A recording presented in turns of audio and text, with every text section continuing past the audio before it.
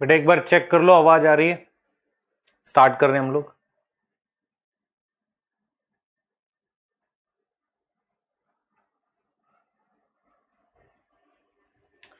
Hello everyone, बेटा start कर रहे हैं हम लोग lecture number 3 molecular basis of inheritance chapter का। और इस लेक्चर में बेटा हमने स्ट्रक्चर तो पढ़ लिया है, हम लोग डिस्कवरी ऑफ डीएनए, पैकेजिंग जैसे टॉपिक आज पढ़ने वाले हैं। दो तीन इंफॉर्मेशन मैं आपको देने वाला हूं। पहले फटाफट से मुझे ये बताओ कि साउंड आ रही है और मैं विजिबल हूं आपको। एक बार ओके लिखो तो हम अब स्टार्ट करने वाले हैं। जल्दी बताना बेटा एक बार फटाफट से। ठीक है, गुड इवनिंग।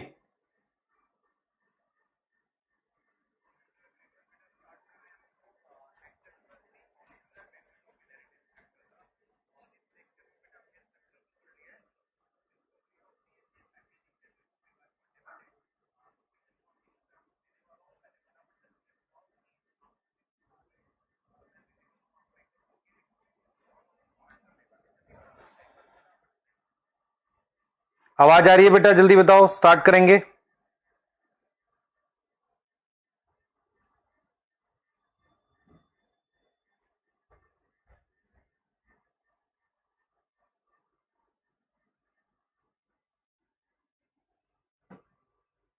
ठीक है।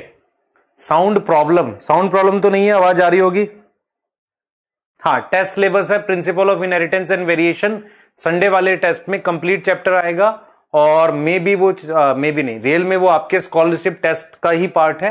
तो ध्यान से पढ़ के आना, 90 क्वेश्चंस होंगे पूरे चैप्टर के, तो अच्छे से पढ़ के आना बेटा पूरा चैप्टर। दूसरी चीज, प्रिंसिपल ऑफ इनहेरिटेंस के मैंने कहा था कंबाइन असाइनमेंट दूंगा, वो आज आपको मिल जाएगा जब क्लास एंड होगी। उसके साथ उसके कुछ टाइम में वो अपलोड हो जाएगा, मतलब आप जब तक दूसरी क्लास फिनिश करेंगे तो कंबाइन असाइनमेंट और आज जितना हम पढ़ाएंगे उसका हैंड रिटन नोट्स, ये दो चीजें आपको मिल जाएंगी। यहां तक समझ में आ गई? दो चीजें बता रहा हूं कौन कौन सी एक्स्ट्रा मिलेंगी। आज आपको एक कंबाइन असाइनमेंट मिल जाएगा principle of inheritance and variation का, उसके साथ आपको क्या मिल जाएगा? Handwritten notes molecular basis of inheritance के। मेरे पास दो तरह के नोट्स हैं बेटा, एक जो मैंने जो बैच में पढ़ाया मैं उसको दे दूंगा साथ में, और एक मैंने खुद से हाथ से 2 पेज अभी लिखे, पूरा कंप्लीट नहीं हुआ, वो भी आपको दे दूंगा।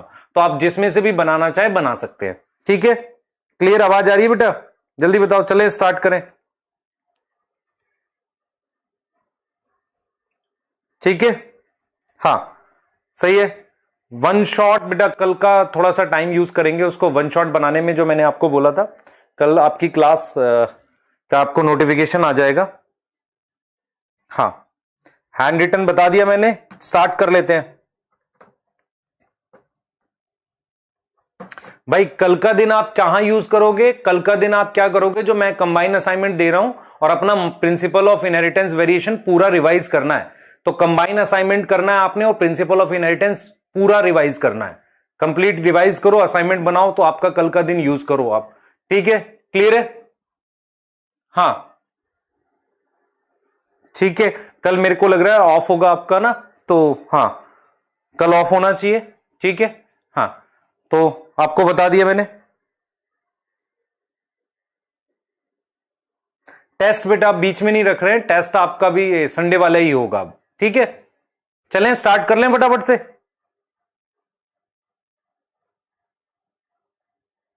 सिलेबस आपको बता दिया मैंने। ठीक है, क्लियर? चलिए, वाई ऑफ पूछ रहा है, पता नहीं क्यों। कुछ कुछ ऑफ आपके बनेंगे, वो बता दिए जाएंगे आपको। चलिए स्टार्ट करने वाले हैं लेक्चर को। हमने लास्ट क्या पढ़ा था उसके बाद ज्यादा बातचीत नहीं करेंगे और सिर्फ लेक्चर की बात करने वाले हैं। पहली बात ये हो गई। दूसरी बात बेटा, जिन बच्चों को मैंने आपको फिर बोला था, आप में से किस किस ने अभी तक केमिस्ट्री की एनसीईआरटी पढ़ ली है, बायोमोलिक्यूल न्यूक्लिक एसिड? अगर नहीं पढ़ा है तो प्लीज पढ़ लो, काम आ जाएगा आपके। एक तो बायो वाले में से न्यूक्लिक एसिड पढ़ना है, एक इस चैप्टर में से पूरा आपने जहां तक history of discovery of DNA वहां से पहले तक का पढ़ना है। तो केमिस्ट्री वाला किसी ने पढ़ के ट्राई किया? मुझे बताओ जल्दी से, देखें एक बार जरा। केमिस्ट्री वाला पढ़ा है किसी ने? जल्दी बताओ बेटा। है? अभी नहीं पढ़ा?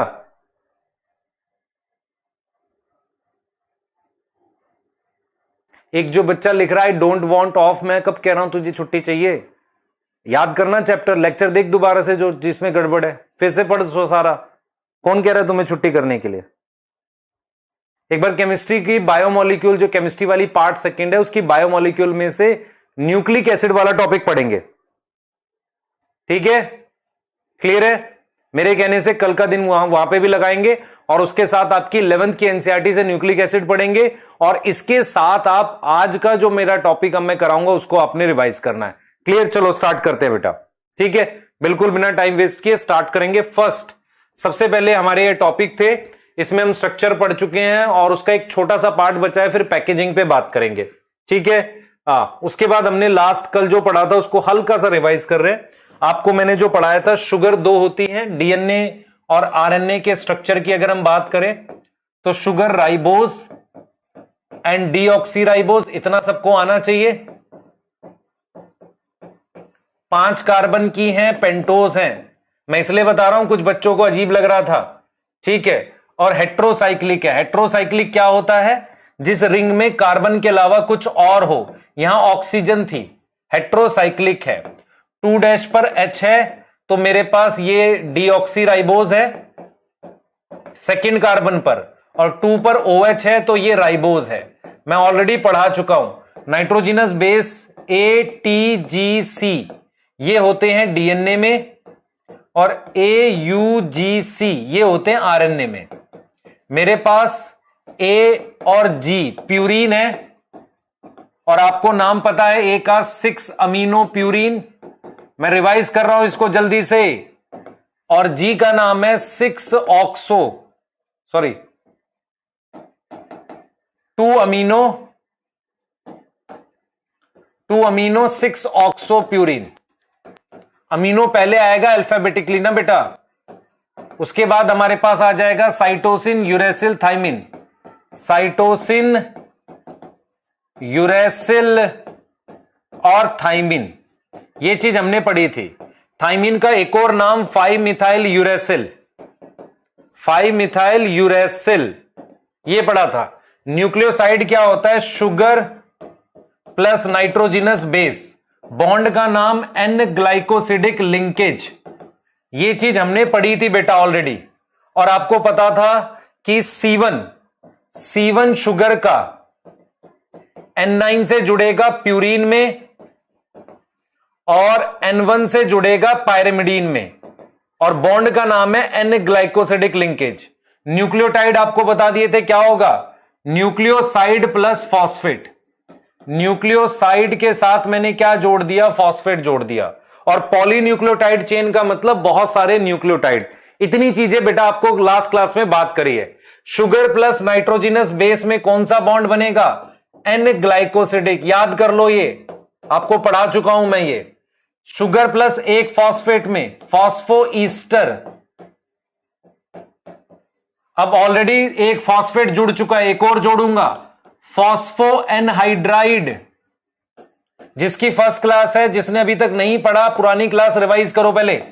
और फिर यहां पर दूसरा बॉन्ड का नाम भी क्या है? Phospho anhydride. तो आपको मैंने क्या बताया? ये बोल रहा हूं मैं एडीपी प्लस फॉस्फेट, ये एएमपी प्लस फॉस्फेट, और ये न्यूक्लियोसाइड प्लस फॉस्फेट। जब मैं दो न्यूक्लियोटाइड को जोड़ूंगा तो फॉस्फोडाएस्टर बनेगा। और फॉस्फोडाएस्टर का नाम क्या रखा था मैंने? 3' to 5' फॉस्फोडाएस्टर लिंकेज, जिसके यहां पर 3' पर OH होगा और 5' पर यहां फॉस्फेट होगा। यहां तक हम लास्ट क्लास में पढ़ के इसके सवाल कर चुके थे।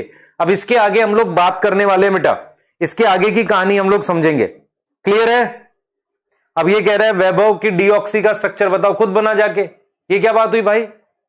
लास्ट क्लास में 2 बार पढ़ाया मैंने इसे, फिर कह रहे हो कि उसका स्ट्रक्चर बनाओ। क्यों बनाए भाई स्ट्रक्चर? आपको या लास्ट क्लास का कुछ भी याद नहीं है? बताओ जल्दी, क्यों क्यों याद नहीं है? आप रिवाइज क्यों नहीं करेंगे? आपने क्या पढ़ाई की कल? बेटा जो क्लास आपको पढ़ाई जा रही है डेली का डेली आप रिवाइज करें। मैं आपको बार बार बोल रहा हूं ये बात, रिवीजन नहीं करोगे तो आपको कोई फायदा नहीं हो रहा है। ये कोई मूवी थोड़ी चल रही है कि आप आके देख के घर चले गए। आपको रिवीजन करनी पड़ेगी। आप क्लास 12वीं के बच्चे हैं, रिवाइज करो। क्या रॉन्ग है भाई? ये फॉस्फोएनहाइड्रेट, ये फॉस्फोएनहाइड्रेट सही तो है सारे, क्या रॉन्ग है?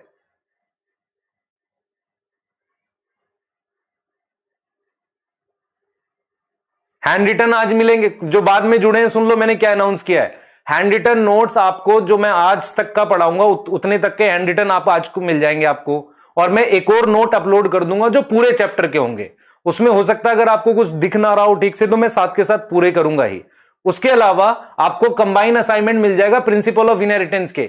आप में से सभी बच्चे कल बैठकर, टाइम वेस्ट नहीं करेगा कोई भी, सभी बच्चे बैठकर वो प्रिंसिपल ऑफ इनहेरिटेंस का असाइनमेंट करेंगे। कोई ऐसा टाइम वेस्ट करता हुआ ना मिल जाए मुझे, पहली बात। दूसरी बात बेटा, आपको अब चैप्टर तैयार करना है, टेस्ट के एक दिन पहले नहीं पढ़ते हैं, वीक में पढ़ना शुरू कर दो, क्लियर। और क्लास खत्म होते ही 10 मिनट रिवाइज किया करो मेरे कहने से। तुरंत सबको लगता है जाके तुरंत खाना खाएं, क्यों करना है भाई तुम्हें, रिवाइज कर लो ना आप, रिवाइज करने की आदत डालो बेटा आप, ठीक है बेटा। गुस्सा नहीं हो सकते तुम लोगों पे, गुस्सा नहीं हो सकते, बताओ है? गुस्सा तो हो ही सकते हैं तुम लोगों पे।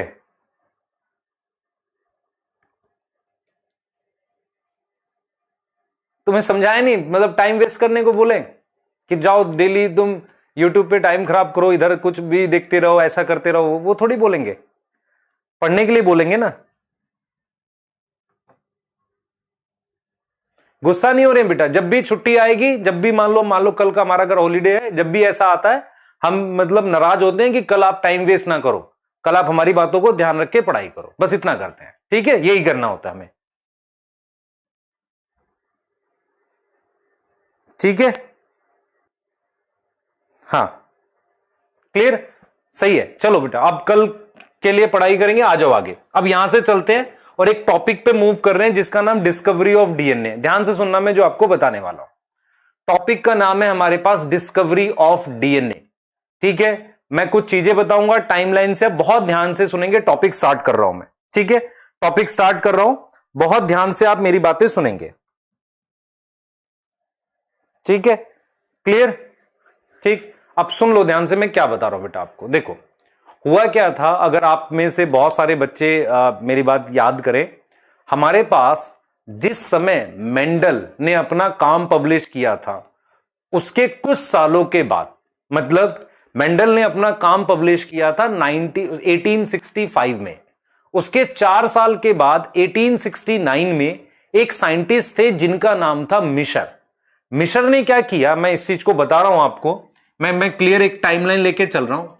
1865 में 1869 में हमारे पास एक साइंटिस्ट थे जिनका नाम मिशर था। मिशर ने क्या किया, मैं आपको फोटो भी दिखा रहा हूं एक्चुअल में मिशर ने क्या किया, ठीक है। ध्यान से देखना बेटा, बिल्कुल फोकस करके, चैट रोक के पढ़ो, बात सुनो मेरी बस, ठीक है, क्लियर, ध्यान सुनेंगे, चैट रोक के बिल्कुल मेरी बात सुनेंगे सब लोग, ध्यान से देखो बेटा। मिशर ने क्या किया, मिशर की फोटोग्राफ है। मिशर ने क्या किया था बेटा, मिशर ने जो बैंडेज होती है, चोट पर जो बैंडेज लगी रहती है, वो बैंडेज उतरने के बाद उस पर थोड़े थोड़े सेल्स लग जाते हैं। जब कभी आपने देखा है कि जब चोट पे बैंडेज करते हैं, जब चोट पे से वो बैंडेज हटाते हैं तो वो कुछ सेल्स को साथ ले जाती है। तो मिशर ने क्या किया था, पस सेल्स का मतलब चोट लगने के बाद जब वहां पस बनी, वहां पे कुछ सेल्स थे, पस सेल्स आइसोलेट किए और उसमें से, उसके न्यूक्लियस में से एक केमिकल आइसोलेट किया। वो केमिकल एसिडिक था, उसे उन्होंने नाम दिया न्यूक्लीन। तो मिशर ने क्या किया, मिशर आइसोलेटेड एसिडिक मटेरियल। क्या आइसोलेट किया, एसिडिक मटेरियल। कहां से, फ्रॉम में लिख रहा हूं पस सेल्स एनसीईआरटी ने नहीं बताया है, ठीक है, क्लियर। फ्रॉम न्यूक्लियस लिख देता हूं, ठीक है, फ्रॉम न्यूक्लियस, और उसको नाम दिया न्यूक्लीन, नेम्ड एज न्यूक्लीन। हम क्या पढ़ रहे हैं बेटा, डीएनए की डिस्कवरी कैसे हुई वो पढ़ रहे हैं, और ये हुआ था 1869 में। 1869 में मेन परेशानी ये थी कि इन्होंने क्या किया था बेटा, मिशर ने डीएनए को निकाल तो लिया था, लेकिन प्रॉब्लम, ध्यान से सुना बेटा, जैसे उन्होंने क्या किया, ध्यान सुनेंगे, उन्होंने न्यूक्लियस में से, ध्यान सुनो, ये मान लो सेल है, ये सेल का न्यूक्लियस है, इस न्यूक्लियस में डीएनए है। उन्होंने डीएनए निकाल तो लिया था, पर डीएनए जो था वो टूटा हुआ निकला। कैसा निकला, टूटा हुआ, मतलब ऐसा नहीं था कि वो जुड़ा हुआ पूरा निकल गया, टूट गया था निकालते वक्त। तो एनसीईआरटी ने क्लियरली बोला है कि मिशर ने एक एसिडिक मटेरियल न्यूक्लियस में से निकाल तो लिया, पर due to technical limitation of, पूरी लाइन समझना, due to technical limitation of intact DNA, कि वो इंटैक्ट डीएनए को आइसोलेट नहीं कर पाए, बिना टूटा हुआ डीएनए आइसोलेट नहीं कर पाए, बहुत लंबे समय तक हमें डीएनए का स्ट्रक्चर पता नहीं चला। मैं रिपीट कर रहा हूं इस बात को, ड्यू टू टेक्निकल लिमिटेशन, ऐसा पॉसिबल नहीं हुआ, limitation to isolate intact DNA, isolate intact DNA, वो ऐसा डीएनए आइसोलेट नहीं कर पाए, किस वजह से? टेक्निकल लिमिटेशन की वजह से। टेक्निकल लिमिटेशन क्या है बेटा? टेक्निकल लिमिटेशन का मतलब हुआ कि जब डीएनए निकाल रहे थे टूट जा रहा था। तो 1869 में मिशर ने डीएनए आइसोलेट करा, उसका नाम न्यूक्लिन रखा गया क्योंकि वो न्यूक्लिक एसिड से मिला और वो एसिडिक मटेरियल था। अब जरा कहानी सुनो, कहानी पे वापसी आओ। तो 1869 में मिशर ने न्यूक्लिन जो कि डीएनए था उसको आइसोलेट कर लिया, पर हमें उसके स्ट्रक्चर के बारे में कुछ नहीं पता चला। लगभग अगर मैं आपको रियल बताऊं, मेरे पास डीएनए का स्ट्रक्चर सही से पता चलते चलते ये इतने ईयर्स लग गए। यहां पर एक साइंटिस्ट हैं जिन्होंने वॉटसन एंड क्रिक, उन्होंने डीएनए का स्ट्रक्चर दिया, डीएनए का एक डबल हेलिक्स मॉडल दिया। तो आपको यह समझ में आना चाहिए कि हम एक टॉपिक पढ़ रहे हैं जिसका नाम है discovery of DNA. Discovery of DNA में हम यह बता रहे हैं कि किस तरीके से डीएनए का स्ट्रक्चर डिस्कवर हुआ। 1869 में जब मिशर ने डीएनए को निकाला, उसके लगभग 84 इयर्स के बाद जाकर डीएनए का प्रॉपर स्ट्रक्चर पता लगा। उसके कुछ रीजन थे। पहला, हम डीएनए को बिना टूटे निकाल नहीं पा रहे थे, उतने अच्छे माइक्रोस्कोप हमारे पास नहीं थे, और इस बीच में कुछ ऐसे काम हुए हैं जो बहुत इंपॉर्टेंट थे। देखो क्या क्या था, देखो इसके बीच में क्या क्या काम हुआ। मेरे पास दो साइंटिस्ट हैं जिनका मैं नाम लिखना चाह रहा हूं। एक का नाम है रोजालिंड फ्रैंकलिन, या सीधे उनके वो लिखते हैं, नाम लिखते हैं फ्रैंकलिन और विल्किंस, फ्रैंकलिन एंड विल्किंस। ये हमारे पास बेटा दो साइंटिस्ट हैं, फ्रैंकलिन और विल्किंस।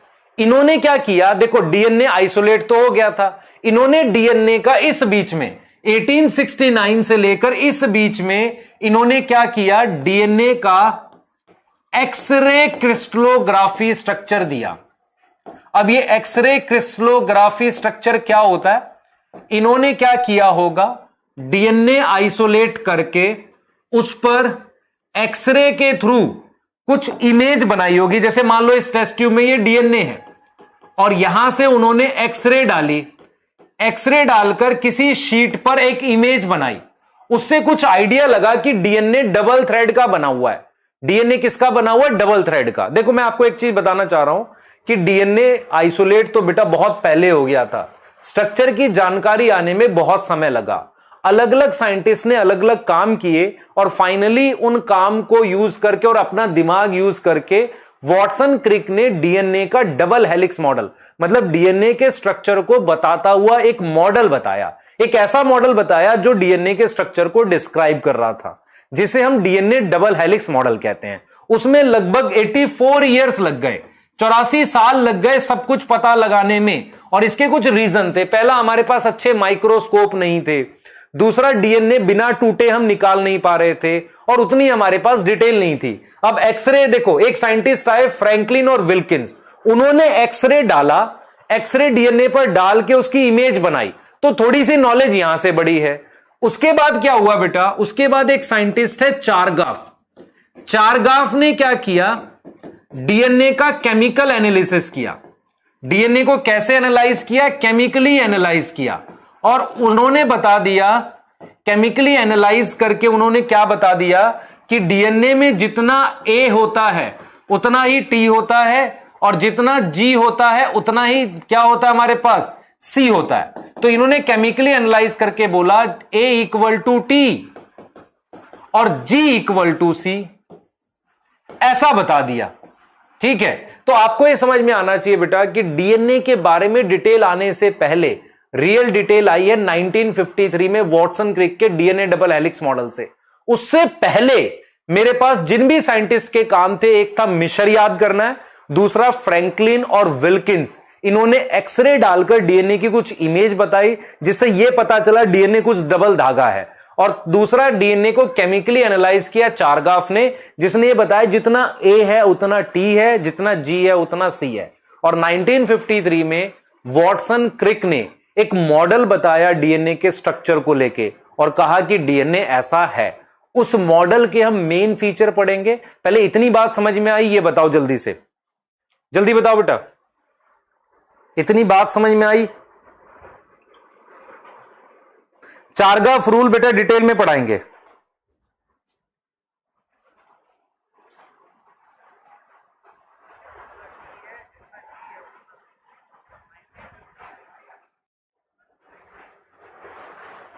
अबे तुम्हारा जिसका बर्थडे है तो हम करें क्या बताओ? हमारा भी होगा तो तुम कुछ मत करो। हम टीचर हैं, तुम्हें पढ़ा रहे हैं, तुम बच्चे हो, पढ़ो चुपचाप, क्यों परेशान हो रहे हो इतना? चारगाफ के बारे में बताएंगे।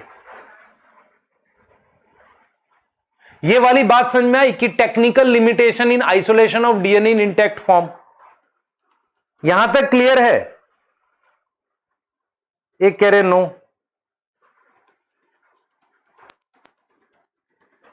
आइसोलेटेड कैसे किया बेटा? न्यूक्लियस तोड़ के सेंट्रीफ्यूगेशन वगैरह से आइसोलेट किया होगा।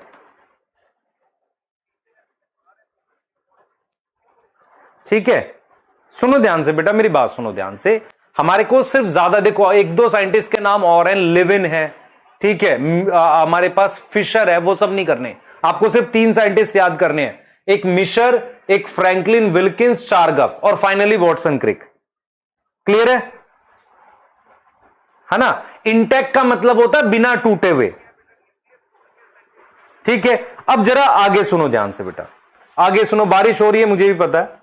अब क्या हुआ बेटा, हमारे पास डीएनए डबल हेलिक्स मॉडल आएगा, उसके बारे में हम डिस्कस करने वाले हैं। तो ये डीएनए डबल हेलिक्स मॉडल किसने दिया है? हम लोग बात करेंगे वॉटसन क्रिक ने। ध्यान से सुनो बेटा, 1953 में वॉटसन एंड क्रिक, फोटो देख लो दोनों की, वॉटसन और क्रिक ने डीएनए डबल हेलिक्स मॉडल दिया। डीएनए डबल हेलिक्स मॉडल दिया। यह मॉडल क्या था मैं आपको बताता हूं, सुनना ध्यान से बेटा। यह मॉडल क्या था? आइसोलेट का मतलब होता है अलग करना यार, ठीक है, क्लियर? अब सुनो ध्यान से। कहानी यह है कि 1869 में जब मिशर ने डीएनए निकाला, उसने बोला एक एसिडिक मटेरियल है, ठीक है, एसिडिक मटेरियल हमारे पास उन्हें मिला, ठीक हो गई बात। अच्छा, वो क्योंकि डीएनए बिना टूटे हुए आइसोलेट नहीं हो पा रहा था, इंटैक्ट फॉर्म, इंटैक्ट मतलब होता है बिना टूटे हुए, तो उनको प्रॉब्लम हुई। उसके कुछ साल के बाद हमारे पास एक साइंटिस्ट थे विल्किन और फ्रैंकलिन, उन्होंने एक्सरे डालकर कुछ इमेजेस बनाई डीएनए की। फिर चारगाफ ने यह बता दिया जितना ए है उतना टी है। 1953 में डीएनए डबल हेलिक्स मॉडल दिया। एक इंपॉर्टेंट पॉइंट जो आपको क्वेश्चन की फॉर्म में यहां आ सकता है वो क्या है, सुनना ध्यान से। सबसे इंपॉर्टेंट पॉइंट क्या था बेटा? DNA double helix model, DNA का जो डबल हेलिक्स मॉडल है, हेलिक्स मॉडल, ये क्वेश्चन पूछता है मॉडल का हैलमार्क। हैलमार्क का मतलब होता है, हैलमार्क मतलब होता है कि मेन पॉइंट। हैलमार्क का मतलब होता है मेन पॉइंट। इस डीएनए डबल हेलिक्स का मेन पॉइंट या मेन फोकस, मेन फोकस क्या था? Base pairing. बेस पेयरिंग, इसको समझना है हमने। मतलब जो डीएनए डबल हेलिक्स मॉडल आया उसका मेन पॉइंट क्या था? Base pairing. बेस पेयरिंग का क्या मतलब होता है कि जैसे मान लो मैंने ये डीएनए लिखा, यहां 5' है, यहां 3' है, यहां मेरे पास 3' है, यहां 5' है, ठीक है, यहां 5 है, यहां 3 है, यहां 3 है, या 5 है, मेरे पास ये दोनों डीएनए है। तो मेरे पास यहां ए है और यहां टी है, यहां जी है, उसके सामने सी है। तो उन्होंने कहा कि इस डीएनए डबल हेलिक्स मॉडल का सबसे इंपॉर्टेंट पॉइंट क्या है? Base pairing. क्यों बेस पेयरिंग बताता हूं। एनसीईआरटी कहती है कि बेस पेयरिंग से क्या फायदा होगा, अगर आपको इस स्ट्रैंड का सीक्वेंस पता है कि ए के बाद जी है, जी के बाद टी है, टी के बाद ए है, फिर जी है, आप दूसरे स्ट्रैंड का सीक्वेंस प्रिडिक्ट कर सकते हैं। आप समझो ध्यान से, डीएनए क्योंकि डबल स्ट्रैंड है, तो सबसे इंपॉर्टेंट पॉइंट जो डीएनए डबल हेलिक्स मॉडल से आया वो था बेस पेयरिंग, कि ए के सामने टी आता है, जी के सामने सी आता है। इस बेस पेयरिंग से यह पता चलता है कि अगर आपको डीएनए के एक स्ट्रैंड का सीक्वेंस पता है, means if we know sequence समझ में आता है, सीक्वेंस ऑफ वन स्ट्रैंड, अगर हम एक स्ट्रैंड का सीक्वेंस जानते हैं, जैसे मान लो ये 5 से 3 है, इसके बारे में मुझे पता है, अगर मुझे इसके बारे में पता है तो मैं दूसरे का अपने आप प्रिडिक्ट कर सकता हूं। मैं दूसरे का क्या कर सकता हूं, प्रिडिक्ट कर सकता हूं। A T G G C A T. तो वॉटसन क्रिक का मॉडल हम पढ़ें, इससे पहले आपको समझ आना चाहिए कि सबसे इंपॉर्टेंट पॉइंट उसका बेस पेयरिंग है, कि डीएनए में हमारे पास 2 धागे होते हैं, अगर आपको एक धागे का सीक्वेंस पता है तो दूसरे धागे का सीक्वेंस प्रिडिक्ट कर सकते हो। और यही तरीके से डीएनए की रेप्लिकेशन होती है, डीएनए की कॉपी कैसे बनती है, इन्होंने ये भी प्रिडिक्ट कर दिया। कैसे, अब देखो ये दोनों धागे हैं, इन धागों को ऐसे खोल दो, आप खुद देखो जरा, मैं आपको दिखा देता हूं बेटा। ये बहुत इंपॉर्टेंट पॉइंट है जो मैं आपको समझा रहा हूं। ये 2 थ्रेड हैं, इन दोनों थ्रेड को आप ऐसे ओपन कर दो, ऐसे क्या करो बेटा, ओपन कर दो। ध्यान देना बेटा मैं क्या समझा रहा हूं। देखो मान लो आपके पास एक डीएनए है, ये दिस इज डीएनए, ये डीएनए है, इसमें मेरे पास यहां 5 है, यहां 3 डैश है, यहां 3 डैश है, ये 5 डैश है। आपने क्या किया, आपने इसका वो लिखा हुआ है ए टी जी सी टी, तो यहां क्या आ जाएगा, टी ए सी जी और ए। अगर मैं कह रहा हूं इसकी डीएनए रेप्लिकेशन कैसे होती है सेल में, ये दोनों स्ट्रैंड एक दूसरे से ऐसे दूर हो जाते हैं, और ये 5 से 3 है और ये 3 से 5 है। इनके सीक्वेंस आपको पता है, क्या सीक्वेंस है, देखो ए टी जी सी टी, यहां पर क्या आ गया, ये देख रहे हो ना, ए के अपोजिट टी आ गया, टी के अपोजिट ए, सी जी ए। अब देखो क्या होगा, आप इस पर यहां से नया स्ट्रैंड बना दो, ऐसे ये नया है, नया बना दो, तो टी के सामने ए आ गया, जी आ गया, सी आ गया, ए आ गया, टी आ गया। अब यहां से आप 5 से लेके 3 बना दो, तो यहां पर क्या हो गया, टी हो गया, सी हो गया, जी हो गया, टी हो गया, ए हो गया। ये डीएनए और ये डीएनए कॉपी हैं, कॉपी ऑफ ईच अदर। ध्यान से देखो बेटा, इसका मतलब यह हुआ कि बेस पेयरिंग से 2 चीजें उन्होंने बोली। पहली ये बोली कि अगर मुझे एक का सीक्वेंस पता है मैं दूसरे का बता सकता हूं। दूसरा उन्होंने ये बोला कि अब हम possible method of DNA replication भी सोच सकते हैं, कि ये डीएनए ऐसे खुल जाता होगा और उस पर ये पुराना स्ट्रैंड है, ये ओल्ड स्ट्रैंड है, और इस पर मेरे पास ये क्या बन रहा है, नया स्ट्रैंड बन रहा है। तो इससे पहले आप डीएनए डबल हेलिक्स मॉडल पढ़ो, उससे पहले आप यह समझो कि 1953 में जो डीएनए डबल हेलिक्स मॉडल आया उसके मेन पॉइंट थे बेस पेयरिंग। मेन पॉइंट क्या थे, बेस पेयरिंग, जिसे हॉलमार्क कहते हैं। हॉलमार्क मतलब मेन फोकस पॉइंट, और उससे हमें 2-3 बातें निकल के आई। क्लियर। जब हम डीएनए रेप्लिकेशन में आपको पढ़ाऊंगा तो मैं आपको यह बताऊंगा कि डीएनए रेप्लिकेशन एक्चुअली डिस्कवर हो, इससे पहले हम सोच चुके थे कैसे होगी। ऐसे मतलब किसी प्रोसेस के एक्चुअल में डिस्कवर होने से पहले हम ये बता चुके थे कैसे होगी। ये क्लियर है? जल्दी बताओ बेटा, जल्दी बताओ, यहां तक क्लियर है?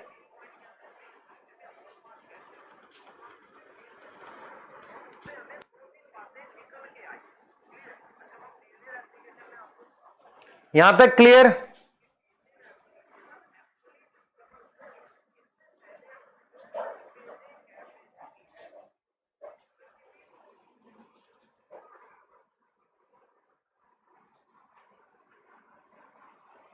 क्लियर है? जल्दी बताओ बेटा। ठीक है, यहां तक आपको सारी लाइनें समझ आनी चाहिए जो उन्होंने बोला।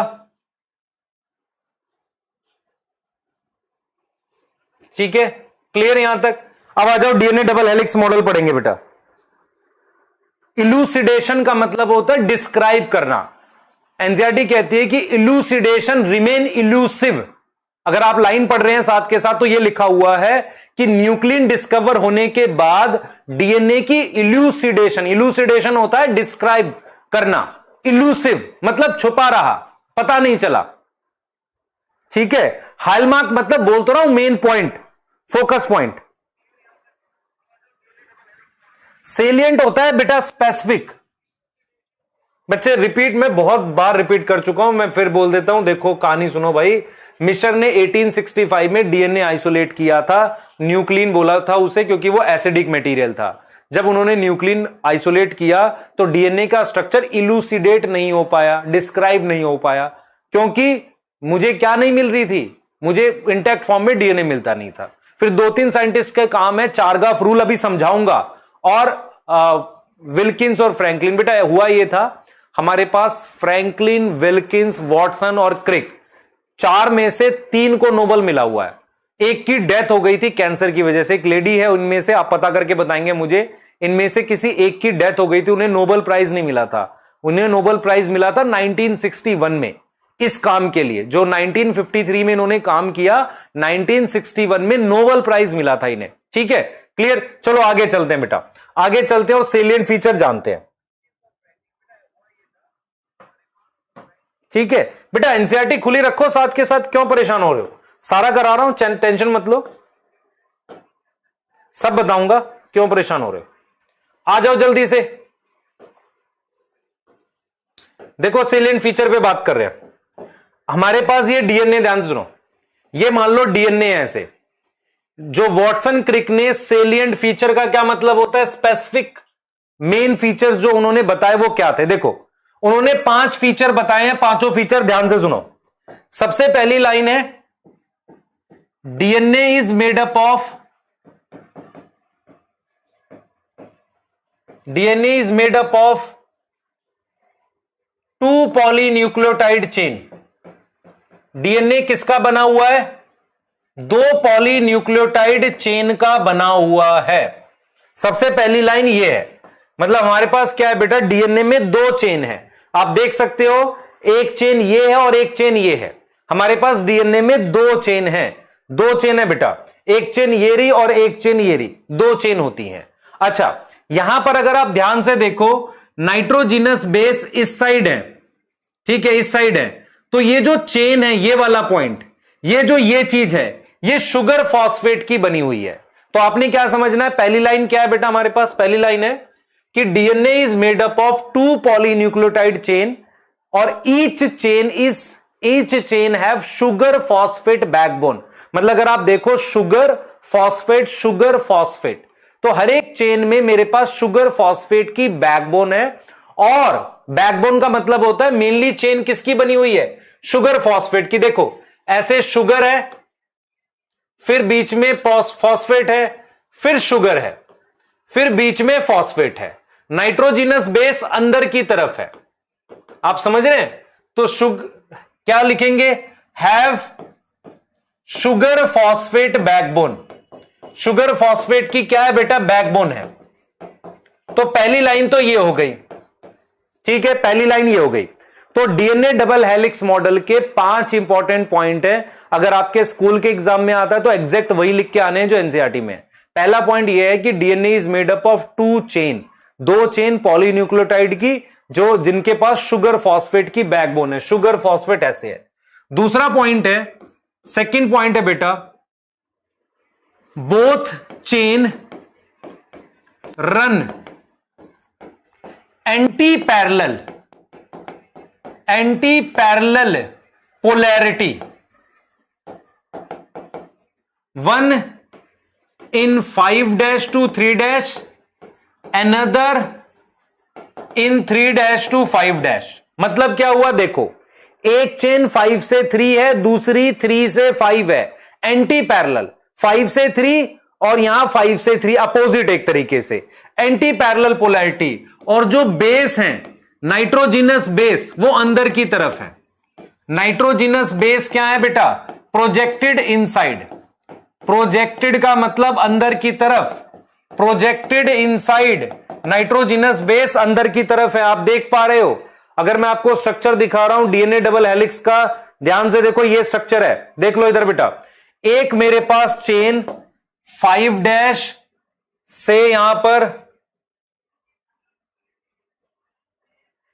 3' है, दूसरी 5 से मेरे पास 3' है, और ये शुगर फॉस्फेट बैकबोन है।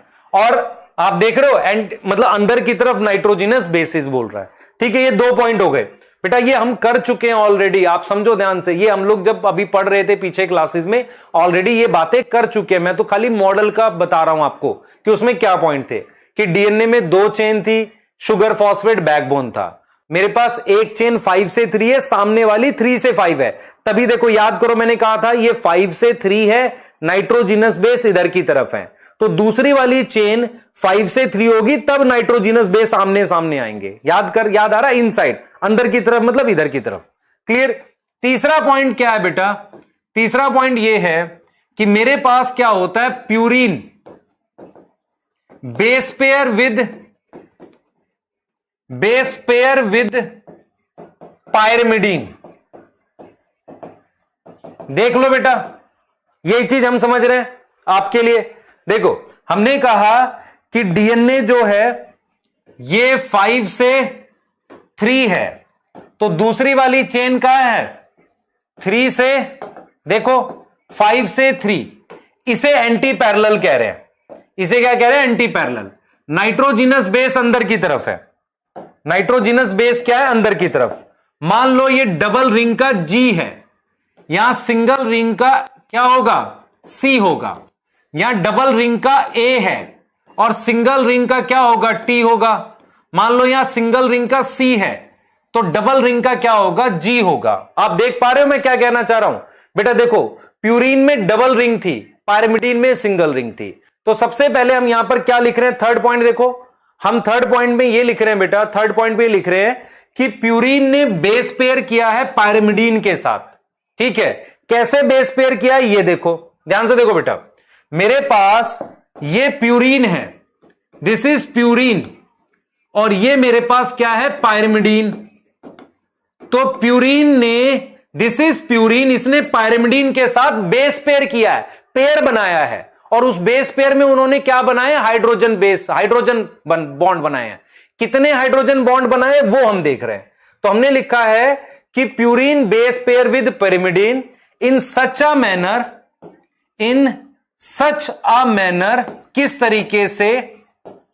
किस तरीके से बनाया है कि adenine A form 2 hydrogen bond with T and G form 3 hydrogen bond. बेटा डबल बॉन्ड मत लिखना, ट्रिपल बॉन्ड मत लिखना, गलत हो जाएगा। 3 हाइड्रोजन बॉन्ड विद सी, समझो इस बात को। और यहां पर एक इंपॉर्टेंट पॉइंट ये है, मैं फिर रिपीट करूंगा बेटा, देखो ये क्या है? इंपॉर्टेंट पॉइंट है, बिल्कुल एनसीईआरटी वाले याद करने हैं, ये अलग से नहीं पढ़ने होते। इनमें क्या पॉइंट है? पहला कि 2 चेन का बना हुआ है। दूसरे पॉइंट में हम क्या बात कर रहे हैं? उसकी पोलैरिटी की बात कर रहे हैं। तीसरे पॉइंट में हम हाइड्रोजन बॉन्ड की बात कर रहे हैं कि ए बना रहा है टी के साथ, जी बना रहा है सी के साथ। इसका मतलब यह है कि प्यूरिन ने बेस पेयर किया है पिरिमिडीन के साथ। प्यूरिन के सामने पिरिमिडीन आएगा, इसका क्या फायदा है? देखो फायदा क्या है, अगर कभी किसी डबल रिंग के सामने, डबल रिंग प्यूरिन की है, सिंगल रिंग आएगी और सिंगल रिंग के सामने डबल रिंग आएगी, तो ये वाला डायामीटर यूनिफॉर्म आएगा। ये जो डायामीटर है इसके बीच का डिस्टेंस है, ये एक जैसा आएगा, क्योंकि डबल रिंग जो है प्यूरिन की है, उसके सामने सिंगल रिंग आ रही है। देखो ए क्या है बेटा? ए मेरे पास प्यूरिन है, प्यूरिन के सामने टी आ रहा है, टी क्या है? पायरिमिडीन है। तो मेरे पास प्यूरिन में कितनी रिंग है? प्यूरिन में डबल रिंग है, पायरिमिडीन में सिंगल रिंग है। ऐसे ही अगर मैं बात करता हूं सी की, तो सी में सिंगल रिंग है और जी में डबल रिंग है। तो इससे ये जो थिकनेस है ये बराबर आएगी। अगर आपके सामने यहां डबल रिंग हो, यहां सिंगल रिंग हो, यहां डबल हो, यहां सिंगल हो, तो ये जो दोनों चेन का ये डिस्टेंस है ये बराबर आएगा ना। यही चीज एनसीईआरटी कह रही है, क्योंकि डबल रिंग के सामने सिंगल रिंग आने से यूनिफॉर्म डायमीटर आता है। मतलब हमारे पास क्या होगा, प्यूरिन हमेशा पिरामिड। तो क्या होगा बेटा हमारे पास, in front of double ring, in front of double ring of purine, ये एक्सप्लेनेशन है, ऑलवेज सिंगल रिंग का कौन है, पायरिमिडीन प्रेजेंट है। तो 3 पॉइंट हो गए। पहले पॉइंट में बताया कि डीएनए 2 चेन का बना है, दूसरे पॉइंट में बताया उसमें एंटी पैरेलल पोलैरिटी है, तीसरे पॉइंट में हमने ये बताया कि हाइड्रोजन बॉन्ड बन रहे हैं, ए टी के साथ, जी सी के साथ। डबल रिंग वाला सिंगल रिंग के साथ हाइड्रोजन बॉन्ड बना रहा है। डबल रिंग कौन है बेटा, प्यूरिन। याद करो हमने प्यूरिन में डबल रिंग बनाई थी। तो अगर ये एक चेन है डीएनए की, ये दूसरी चेन है, यहां डबल रिंग है और सामने सिंगल रिंग है, तो इनके बीच का ये गैप बराबर रहेगा। इतनी बात समझ में आ रही है, जल्दी बताओ।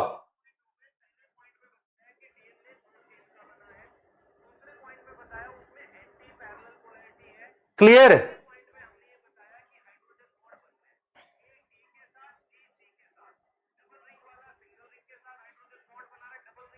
बेटा ए सी के साथ नहीं बनाता, हाइड्रोजन बॉन्ड बनाने के लिए ग्रुप सामने आने चाहिए। तो ए का ग्रुप हमेशा टी के सामने आता है, इसलिए बॉन्ड नहीं बना सकता।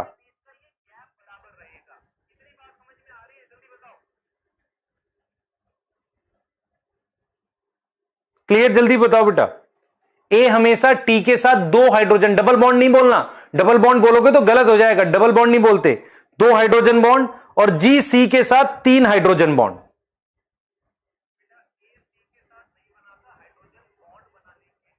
क्लियर है?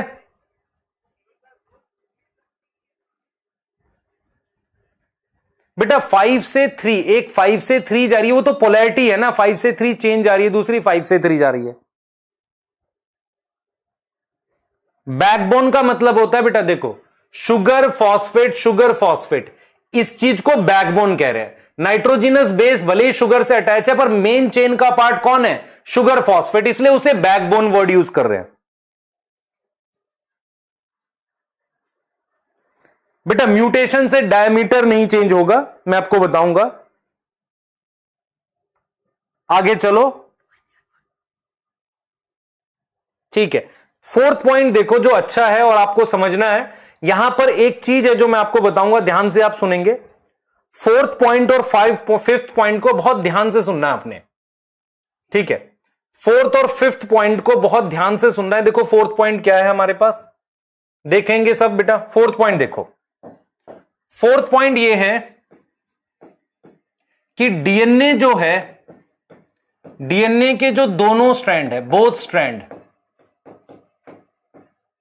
Is right handed coil, right handed coil है। मेरी बात समझना ध्यान से। देखो मेरे पास क्या है, मान लो डीएनए के ये 2 धागे हैं, वो धागे ये पैरेलल थ्रेड है। तो ये जो पैरेलल थ्रेड है वो किसी एक्सिस पर ऐसे घूम रहे हैं। अगर मान लो ये एक एक्सिस समझ लो, सीधे एक्सिस है, और डीएनए के डबल धागे हैं, ये डबल धागे ऐसे इसके चारों तरफ घूम रहे हैं। तो अगर मैं इसे राइट हैंडेड कॉइल कहूंगा तो अपोजिट वाले को लेफ्ट हैंडेड कॉइल कहूंगा। राइट हैंडेड कॉइल का मतलब होता है मान लो ऐसे, तो लेफ्ट हैंडेड क्या होगा, उसका अपोजिट। जैसे देखो this is right handed coil, और ऐसे वाले को लेफ्ट बोलेंगे।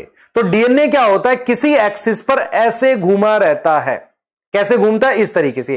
ये डबल धागे हैं, ये डबल धागे ऐसे घूमते हैं। डबल धागे मतलब ये देखो, ये जो डीएनए के 2 धागे हैं वो ऐसे घूम रहे हैं, ऐसे इस तरीके से घूमते हैं। ऐसे किस पे घूमते हैं, एक एक्सिस पर घूमते हैं। एक्सिस का मतलब ये मान लो ये रहा।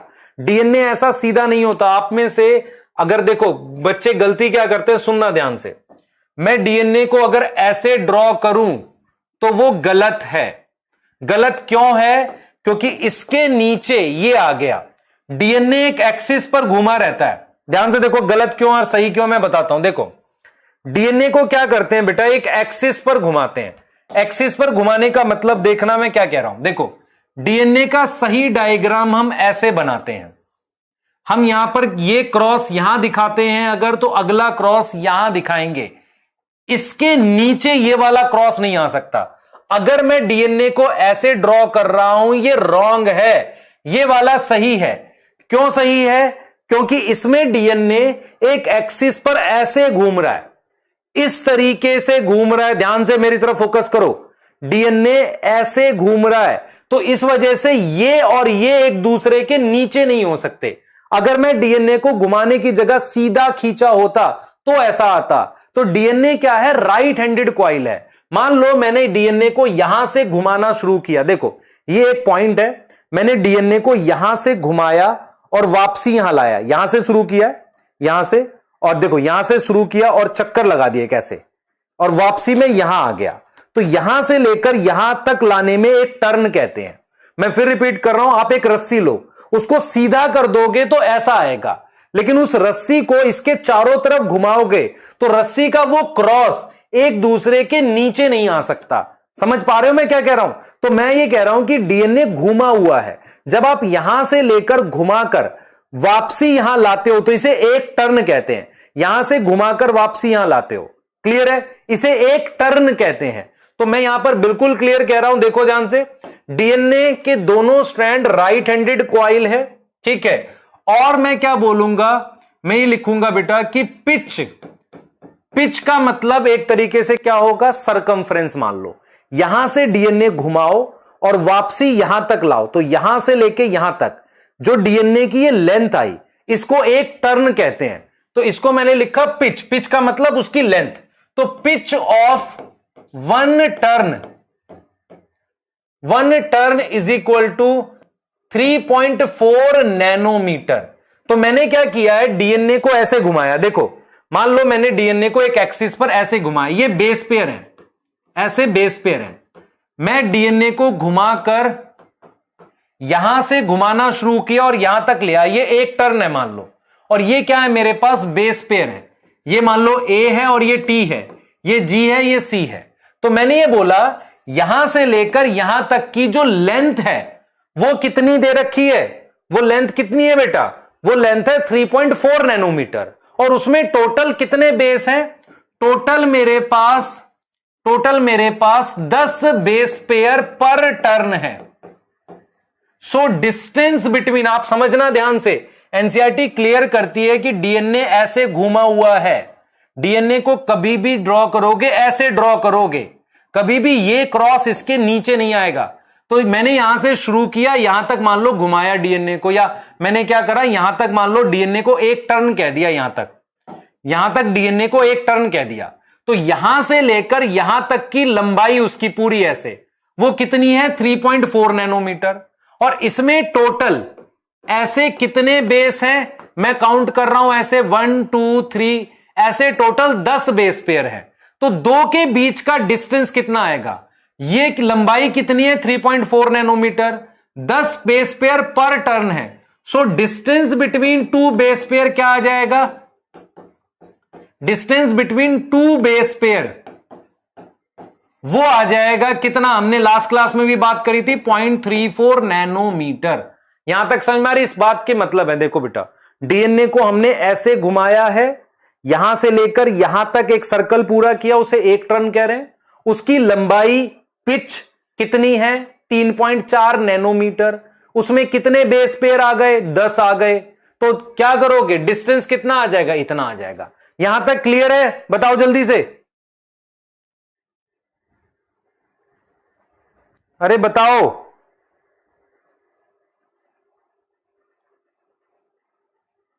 ठीक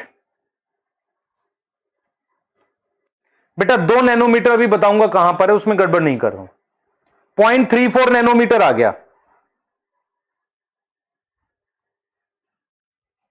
बेटा। डीएनए स्टेबिलिटी पे लेफ्ट हैंडेड होता है, ठीक है? स्टेबिलिटी पे left handed right handed coil होता है, ऐसा नहीं है कि कुछ भी करते हैं। आगे आ जाओ, जेड डीएनए बताऊंगा, वो होता है लेफ्ट हैंडेड। नेक्स्ट देखो, नेक्स्ट देखो बेटा, फॉर स्टेबिलिटी के लिए डीएनए में कुछ होता है। फॉर स्टेबिलिटी ऑफ डीएनए, मैं इस पॉइंट को थोड़ा बदल के लिख रहा हूं एनसीईआरटी से। फॉर स्टेबिलिटी ऑफ डीएनए हमारे पास क्या होगा?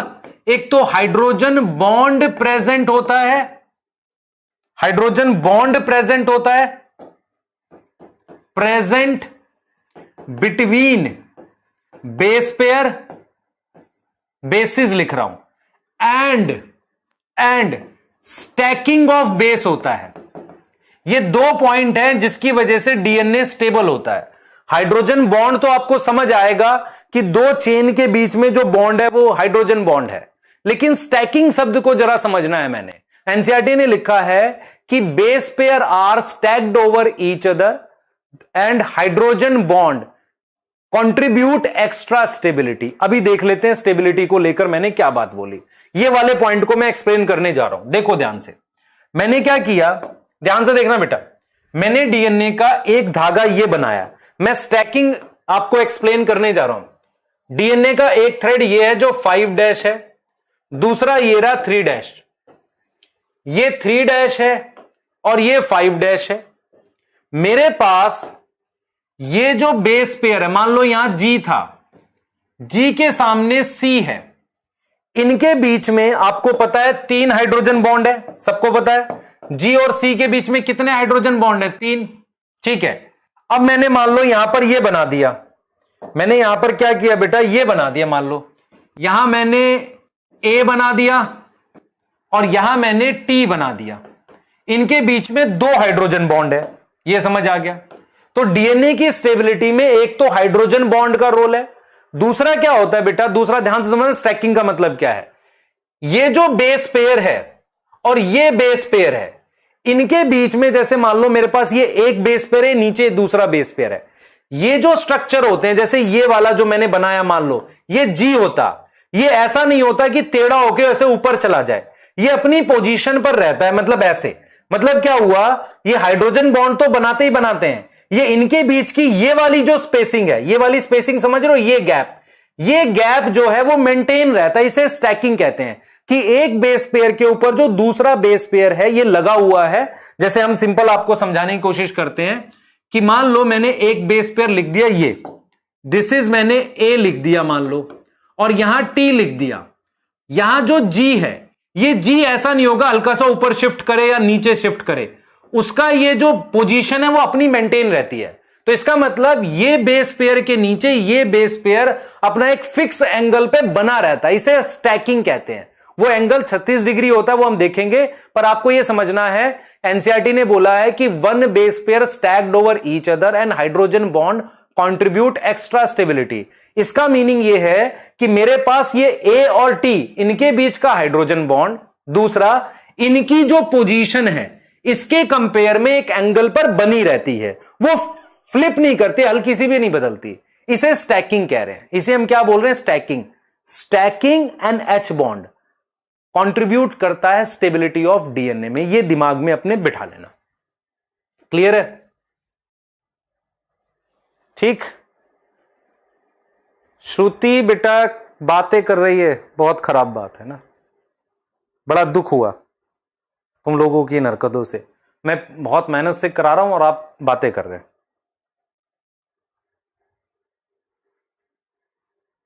ठीक है, पूछो जल्दी। आ गया समझ बेटा? स्टैकिंग का मतलब होता है इनकी पोजीशंस फिक्स रहेगी एक एंगल पे। क्लियर बेटा? मोइटी होती है अटैचमेंट। अब स्टेबिलिटी का रीजन मत पूछो, बस ये समझो कि हाइड्रोजन बॉन्ड, और अभी मैं स्टेबिलिटी के लिए बेस रेशियो पर जाऊंगा, पर हाइड्रोजन बॉन्ड और स्टैकिंग कंट्रीब्यूट करता है। स्टैकिंग का मतलब होता है एक पोजीशन। अपनी एनसीईआरटी चेक कर रहे हो साथ के साथ, स्टैकिंग लिखा है कि नहीं बताओ? ठीक है, स्टैकिंग चेक करो। 5 पॉइंट पढ़े हैं बेटा हमने, 5 पॉइंट पढ़े हैं। 36 डिग्री का मैं बताऊंगा। अच्छा, मैं आपको एक चीज बताता हूं, ध्यान से देखना। ये देखो, अब जरा इस स्ट्रक्चर पे आओ। ये डीएनए का डबल हेलिक्स स्ट्रक्चर है, ये डीएनए का डबल हेलिक्स स्ट्रक्चर है। सारे पॉइंट समझना। ये एक बेस पेयर है, देखना बेटा, this is 1 base pair, this is 1 base pair. ये डिस्टेंस 0.34 नैनोमीटर है। ठीक। उसके बाद ये जो डायामीटर है, ये 2 नैनोमीटर होता है। ठीक है, मैं कह रहा हूं इसके साथ एंगल 36 डिग्री होगा। रीजन क्या है कि आप अगर किसी धागे को ऐसे घुमा रहे हो, अगर आप एंगल नहीं बनाओगे, जैसे ये और ये, इसका इसके साथ एंगल होना चाहिए, अगर एंगल नहीं बनाओगे तो घूमेगा नहीं। ठीक है, तो अभी के लिए फिलहाल क्या क्या याद करना है, ये डिस्टेंस कितना है, ये डिस्टेंस है 0.34 नैनोमीटर। ठीक है, और हम इसको देख रहे हो ऐसे, देखो इस पॉइंट के नीचे, ये वाला पॉइंट नीचे नहीं आ रहा ना, यहां थोड़ी आ रहा है, ये तो यहां आ रहा है, इसका मतलब इसको घुमा रहे हैं ऐसे। तो मान लो मैंने यहां से शुरू किया, घुमा के यहां ले आया, दिस इज मान लो एक टर्न है, तो उसमें हम कह देंगे 10 बेस पेयर आ गया। क्लियर है? बताओ जल्दी बेटा।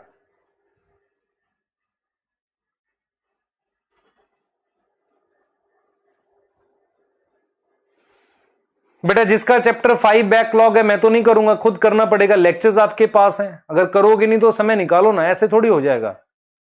मान लो आप XYZ कहीं भी पढ़ोगे, पढ़ के ही तो होगा, हम दवाई थोड़ी खिला रहे हैं बेटा, ऐसा थोड़ी कैप्सूल आते हैं पढ़ाई के आप खा लो हो जाएगा, ये तो झूठ बात हुई ना। समय देना पड़ता है पढ़ाई को, ऐसे तो नहीं होता है। हम बार बार चीजों को एक्सप्लेन कर रहे हैं, आपको यही कर सकते हैं, है ना? ठीक है बेटा, 36 डिग्री में आपको इसलिए बोल रहा हूं, जब आप किसी चीज को ऐसे घुमाओगे तो एकदम 0 डिग्री के एंगल पे नहीं हो सकता। अगर मान लो मैं इस तरीके से किसी चीज को ऐसे घुमा रहा हूं, जिनको डाउट लग रहा है ध्यान से सुनना, मान लो ये है, अब ये जैसे जैसे घूम रहा है, ध्यान से देखना, जैसे जैसे ये घूम रहा है वैसे वैसे इनके बीच का एंगल भी चेंज होना चाहिए। अगर इनके बीच का एंगल नहीं बदलेगा तो ये एंगल हर एक से 36 डिग्री का एंगल है एक दूसरे का, तभी हो पाएगा। मतलब मेरा कहने का मतलब ये है कि ये मान लो यहां पर ऐसे है, तो ये साथ के साथ घूम भी तो रहा है ये ऐसे, तो इसका इसके साथ एंगल 36 डिग्री बनेगा। किसका किसके साथ बनेगा? इस बेस पेयर का इसके साथ 36 डिग्री का एंगल बनता है। हर बेस पेयर दूसरी, इसलिए कहते हैं कि 10 बेस पेयर पे 360 घूम जाता है। एंगल छोड़ दो, आपको फिर भी नहीं करना, आपको तो सिर्फ ये याद करना, अगर 11th की एनसीईआरटी पढ़ोगे तो एनसीईआरटी ने बोला है कि मेरे पास जो हेलिकल स्टेयरकेस, तुमने वो स्टेयरकेस देखी है, सीढ़ियां ऐसे घूमती हैं, क्या सीढ़ियां एक दूसरे के ऊपर होती है? वो हल्के से एंगल पे नहीं होती एक दूसरे से, हल्के से एंगल, ऐसे वाला एंगल नहीं कह रहा हूं, हल्का सा इस तरीके से टिल्ट होती है, वो वाला है ये। क्लियर बेटा? 5' to 3' कैसे आता है, लास्ट लेक्चर में पूरी कहानी बता दी थी। 5' फॉस्फेट का है, 3' पे OH आता है, आखिरी शुगर का OH होगा 3' पे। क्लियर? 5th पॉइंट नहीं तुम्हें समझ में आया? 5th पॉइंट क्या बोला?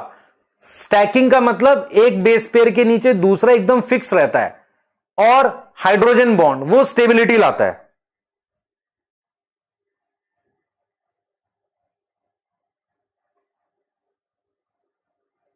ठीक है, अब जरा ये वाले चीजें देखो, ये तो वो पॉइंट्स हैं जो आपको याद करने हैं। ठीक है, अब जरा इन पे आओ, अरे इन पे तो आओ, ये वाला जल्दी देखना बेटा, जल्दी देखना इसको। एक आपको चारगाफ रूल बता रहा हूं, चारगाफ रूल बता रहा हूं बेटा, ध्यान से सुनो, चारगाफ रूल बता रहा हूं, ध्यान से देखना। चारगाफ रूल क्या होता है?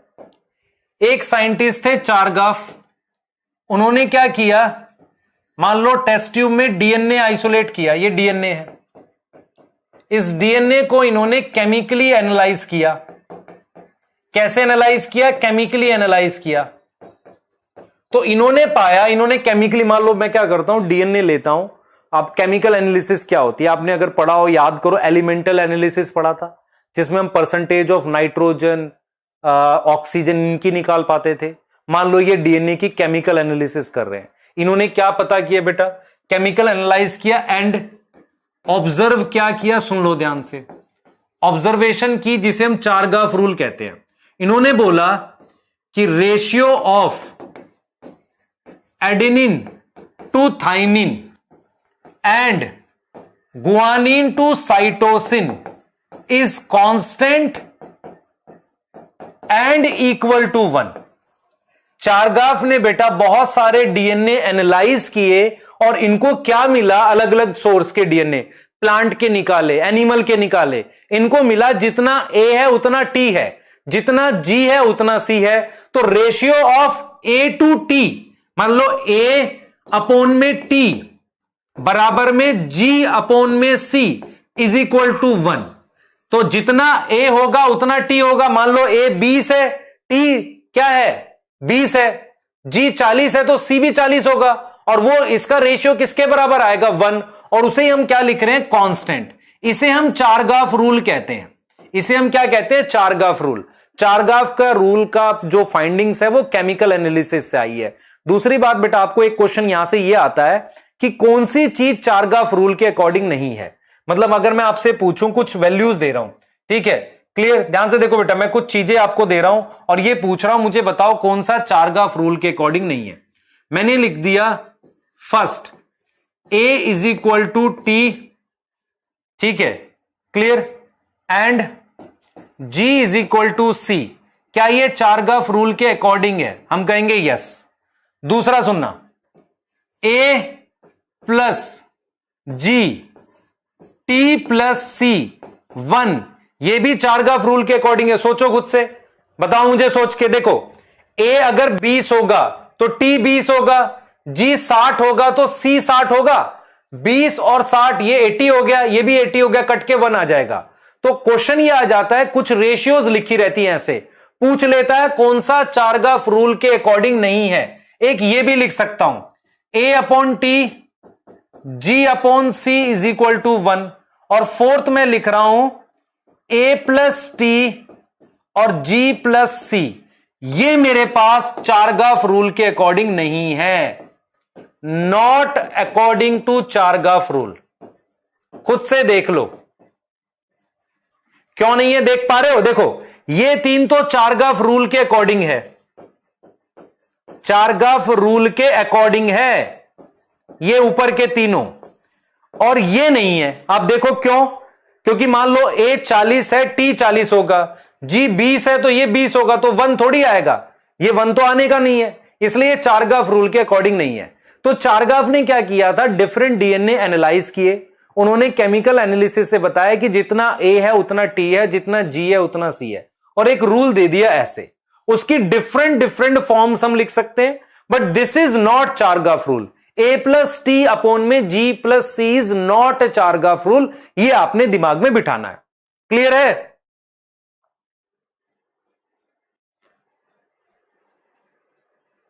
क्लियर है? मीनाक्षी नहीं आया क्यों? अगर आप ध्यान से नहीं देखोगे तो कैसे आएगा बेटा? क्या है चारगाफ रूल? जब डीएनए की डिस्कवरी हो रही थी तो एक वैज्ञानिक ने अलग अलग सोर्स के डीएनए को निकाला, उसकी चीजों को पता किया, तो उसने पाया कि जितना एडेनिन होता है उतना ही गुआनिन होता है, जितना साइटोसिन होता है उतना ही क्या होता है हमारे पास, हाँ जितना एडेनिन होता है उतना थाइमिन होता है, जितना गुआनिन होता है उतना साइटोसिन होता है। ये चीज है बस। एनसीईआरटी में ये लिखा हुआ है, रेशियो ऑफ एडेनिन ये लिखा है बेटा, और ये बात कर सकते हैं हम लोग। ठीक है, अब मैं आपसे ये बता रहा हूं, सुनना ध्यान से, मैं आपसे ये बता रहा हूं, एक सवाल ये आ जाता है चारगाफ रूल का। देखो एक क्वेश्चन ये आ जाता है, ध्यान से सुनना।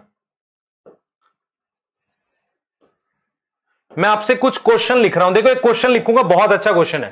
देखो क्वेश्चन लिखूंगा, which of the following is double stranded?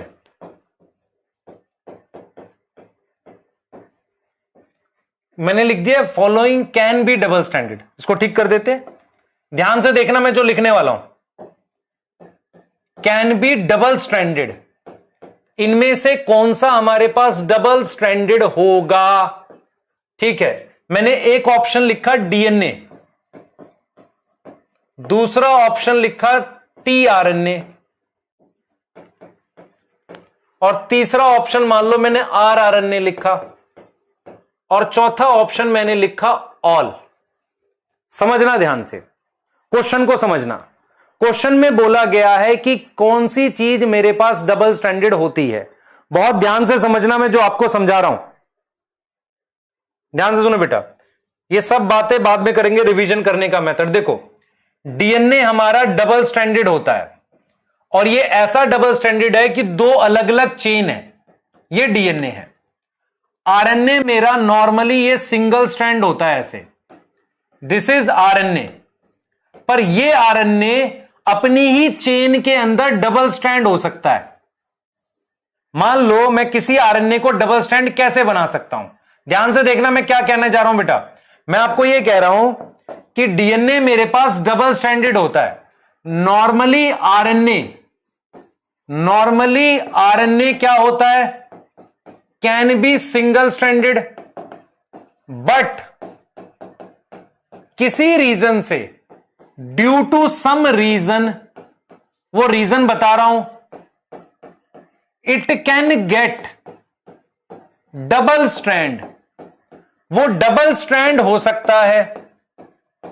कैसे डबल स्ट्रैंड हो सकता है, देखो तुम्हारे पास ये आरएनए लिख दिया मैंने, यहां मान लो जी है, सी है, यहां पर मैंने यू लिख दिया, तो यहां सी है, जी है, ए लिख दिया, यहां मैंने सी सी सी सी लिख दिया। अब देख रहे हो ये इसके कॉम्प्लीमेंट्री है, ये वाला हिस्सा इसके कॉम्प्लीमेंट्री है, तो ये एक ऐसा स्ट्रक्चर बना देगा जहां पे जी के सामने क्या आ गया, सी आ गया, ये वाले जी के सामने सी आ गया, हाइड्रोजन बॉन्ड बन गया, सी के सामने जी आ गया और यू के सामने ए आ गया।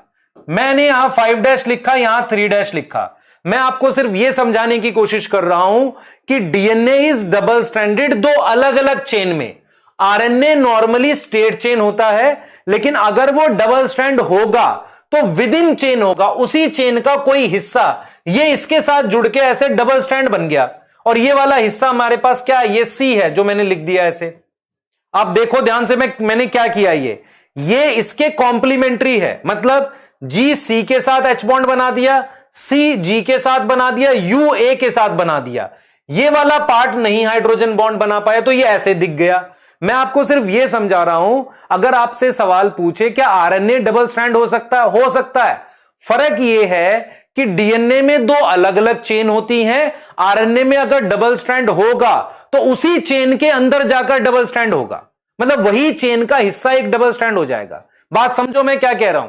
मैं ये कह रहा हूं बेटा कि डीएनए में ये दो अलग अलग चेन है जो डबल स्ट्रैंड है, आरएनए में यही चेन का कोई हिस्सा अपने आप बीच में डबल स्ट्रैंड हो जाएगा।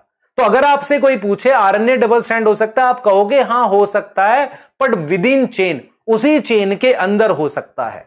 आपको समझ आ रही है मैं क्या कहना चाह रहा हूं, क्लियर है ये बात। और डीएनए दो चेन के बीच में, अगर कोई किसी के पास दो अलग अलग चेन है, वही चारगाफ रूल फॉलो करता है। मैं आपको कॉन्सेप्ट यह समझा रहा हूं कि सिर्फ डीएनए चारगाफ रूल फॉलो करता है, आरएनए नहीं। जबकि आरएनए डबल स्ट्रैंड बनाता है, तो डबल स्ट्रैंड तो सिर्फ इतने हिस्से में बना है ना, इतने हिस्से का तो कुछ बना नहीं, तो चारगाफ रूल कैसे फॉलो होगा। चारगाफ रूल तभी फॉलो होता है जब दो अलग अलग चेन हो और उनके बीच में हाइड्रोजन बॉन्ड बने। अगर आपसे कोई पूछे कि आरएनए हाइड्रोजन बॉन्ड बना सकता है, आप कहो बना सकता है। चेन में अगर कॉम्प्लीमेंट्री जगह होगी, ए के सामने यू आ जाएगा, बन सकता है, लेकिन वो चारगाफ रूल फॉलो नहीं करेगा। क्यों नहीं करेगा, क्योंकि एक चेन और दो चेन जब तक अलग अलग चेन नहीं होंगी तो मैं बता नहीं पाऊंगा इसमें कितना ए है। मान लो इसमें 10 ए है, तो इसमें भी 10 क्या होंगे, टी होंगे। 20 जी है, तो फिर 20 सी इसमें होंगे।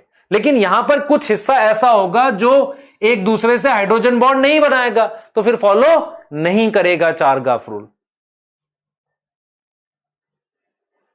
अगर किसी को बेटा टी आरएनए आर आरएनए पता नहीं है, छोड़ दो, आगे पढ़ेंगे।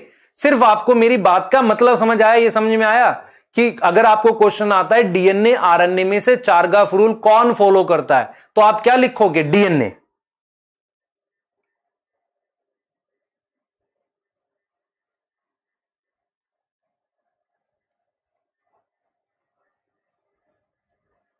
मैं आपको यह नहीं कह रहा कि आपको टी आरएनए आर आरएनए पता हो, मैं तो सिर्फ यह कह रहा हूं कि डीएनए में दो धागे होते हैं, आरएनए भी हाइड्रोजन बॉन्ड बना सकता है।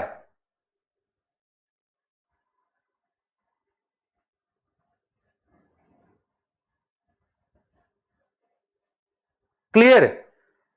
ठीक है, क्वेश्चन ये है, अगर आपको नीट में क्वेश्चन आता है कि चारगाफ रूल कौन फॉलो करता है, तो मैं यहां लिखूंगा, यहां नोट में लिख रहा हूं, नोट में both DNA and RNA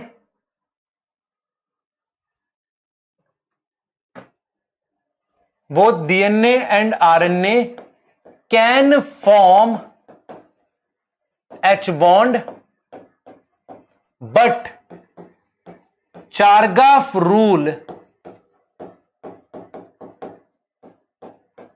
not follow by RNA. कारण आपको पता होना चाहिए क्योंकि उसमें विद इन चेन बनता है।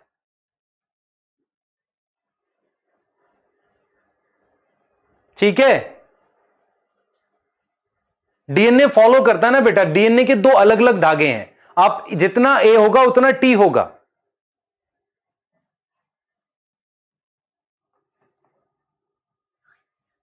आंसर क्या होगा?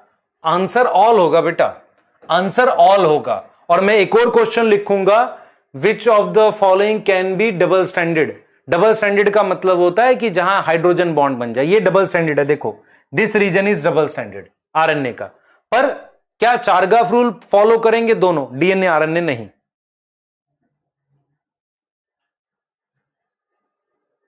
बेटा ए और टी के बीच में 2 एच बॉन्ड होते हैं और जी और सी के बीच में 3 एच बॉन्ड होते हैं।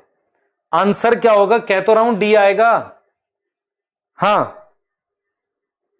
मतलब तुम्हें मैं पूरा समझाऊं फिर तुम आंसर भी पूछ रहे हो मेरे से, तो आंसर ही ना बता दूं फिर समझा क्यों रहा हूं? क्लियर? इसका पेज नंबर नहीं है भाई, ये कॉन्सेप्ट है, मैं बता रहा हूं, इसका पेज नंबर नहीं है। ये तो मैं एक्स्ट्रा समझाने के लिए बता रहा हूं कि क्या डीएनए में एच बॉन्ड होता है। आप कहोगे यस, आरएनए में होता है, हां बना सकता है, पर आरएनए चारगाफ रूल फॉलो नहीं कर सकता। ठीक है, आगे आ जाओ जल्दी। अब एक कॉन्सेप्ट बता रहा हूं जिसे हम बेस रेशियो कहते हैं। इधर देखो, बेस रेशियो क्या होता है ये समझ लो, सिर्फ ए प्लस टी और जी प्लस सी। ठीक है, मुझे बताओ जरा, ये डीएनए है, इस डीएनए का नाम ए है, एक और डीएनए है, इस डीएनए का नाम बी है। ठीक है, क्लियर? आप समझना ध्यान से, इसमें ए है 20, टी है 20, ठीक, जी है 30 और सी मान लो 30 है। इसमें ए 40, टी 40, जी 30 और सी 30। अब मुझे सोच के बताओ, ध्यान से देखना बेटा, मुझे सोच के बताओ कि, ध्यान देना बेटा, 1 मिनट।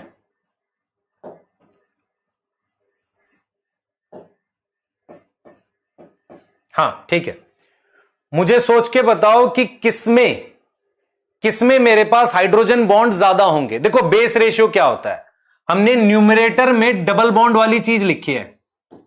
न्यूमरेटर में क्या लिखा है? जिसमें 2 हाइड्रोजन बॉन्ड है। और डिनोमिनेटर में क्या लिखा है? डिनोमिनेटर में क्या लिखा है? देखो ध्यान से बेटा, डिनोमिनेटर में लिखा है जिसमें 3 हाइड्रोजन बॉन्ड है। बेस रेशियो का क्या मतलब होता है? आप इसे बेस रेशियो कहते हो, इसे आप क्या कहते हो? बेस रेशियो कहते हो, जिसमें ऊपर आप 2 हाइड्रोजन बॉन्ड वाले लिखते हो, नीचे 3 हाइड्रोजन बॉन्ड वाले लिखते हो। इससे आप क्या पता कर सकते हो? It is used to find stability. इससे आप क्या पता कर सकते हो? Stability of DNA. क्या पता कर सकते हो? डीएनए की स्टेबिलिटी पता कर सकते हो। मुझे बताओ कैसे, सोच के बताओ जरा, कौन सा डीएनए ज्यादा स्टेबल है? मैं आपसे कहूं आपके पास 2 डीएनए हैं, एक दोनों में मान लो मैं कहता हूं ए और टी दोनों में लगभग बराबर कर देते हैं, या जो भी चीज है, मेरे पास ज्यादा स्टेबल डीएनए वो होगा जिसके 3 बॉन्ड वाले ज्यादा होंगे। जैसे मान लो यहां 3 बॉन्ड किसमें ज्यादा है, देख रहे हो, यहां हाइड्रोजन बॉन्ड किसमें ज्यादा है? जी और सी वाले में। हमेशा याद रखो बेटा, न्यूमरेटर में 2 हाइड्रोजन बॉन्ड वाले हैं, डिनोमिनेटर में 3 हाइड्रोजन बॉन्ड वाले। मैं क्या पढ़ा रहा हूं, टॉपिक सुनो ध्यान से। हमारे पास एक तरीका होता है जिससे हम दो अलग अलग डीएनए की स्टेबिलिटी को कंपेयर कर सकते हैं। कभी आपने अगर पढ़ा हो कक्षा 11वीं में, आर्की बैक्टीरिया होता है वो ज्यादा स्टेबल होता है, मतलब वो कठिन कंडीशन में रहता है तो उसका डीएनए ज्यादा स्टेबल होता है। स्टेबल डीएनए के लिए मुझे जरूरत है कि डिनोमिनेटर बड़ा हो। डिनोमिनेटर बड़ा होने का मतलब यह हुआ जिनके पास 3 हाइड्रोजन बॉन्ड हैं वो ज्यादा होने चाहिए। अगर वो ज्यादा होंगे तो ज्यादा स्टेबल डीएनए होगा। क्यों स्टेबल होगा? क्योंकि हाइड्रोजन बॉन्ड टूटेगा नहीं। Now what is stability of DNA? आपसे मैं कहूं, आपके पास मान लो ये डीएनए है, आप इसको गर्म करो, अगर इसके दोनों स्ट्रैंड ऐसे अलग हो जाएं तो हम कहेंगे भाई डीएनए जो है डी खराब हो गया। लेकिन इसके दोनों स्ट्रैंड को अलग करने के लिए आपने हाइड्रोजन बॉन्ड तोड़ने पड़ेंगे, तो ज्यादा एनर्जी किसको देनी पड़ेगी? जिसमें ज्यादा हाइड्रोजन बॉन्ड होंगे। तो अगर डिनोमिनेटर बड़ा होगा तो वैल्यू लेस देन 1 आएगी। तो मैं आपको यह बता रहा हूं कि मेरे पास ह्यूमन का डीएनए जो है, ह्यूमन के डीएनए का मान लो बेस रेशियो अगर 1.5 आता है, और अगर आर्की बैक्टीरिया या हम मान लेते हैं ई कोलाई का मेरे पास 1 आता है, तो आप मुझे सोच के बताओ कौन सा ज्यादा स्टेबल होगा?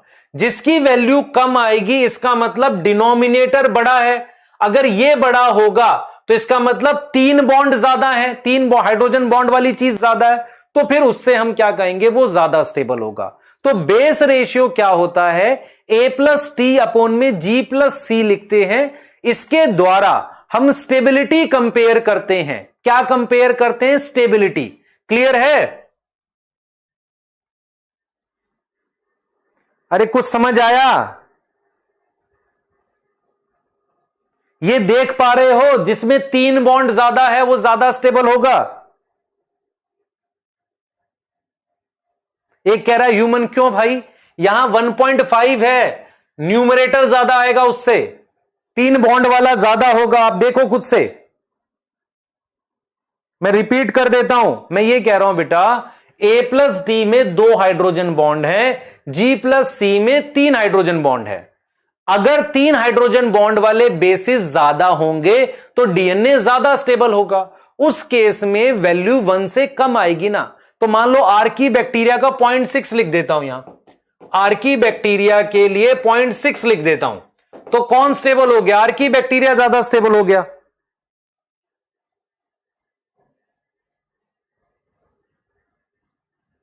अरे बोलो भाई, रिपीट क्या करना है राहुल? स्टेबिलिटी का क्या अर्थ होता है बता।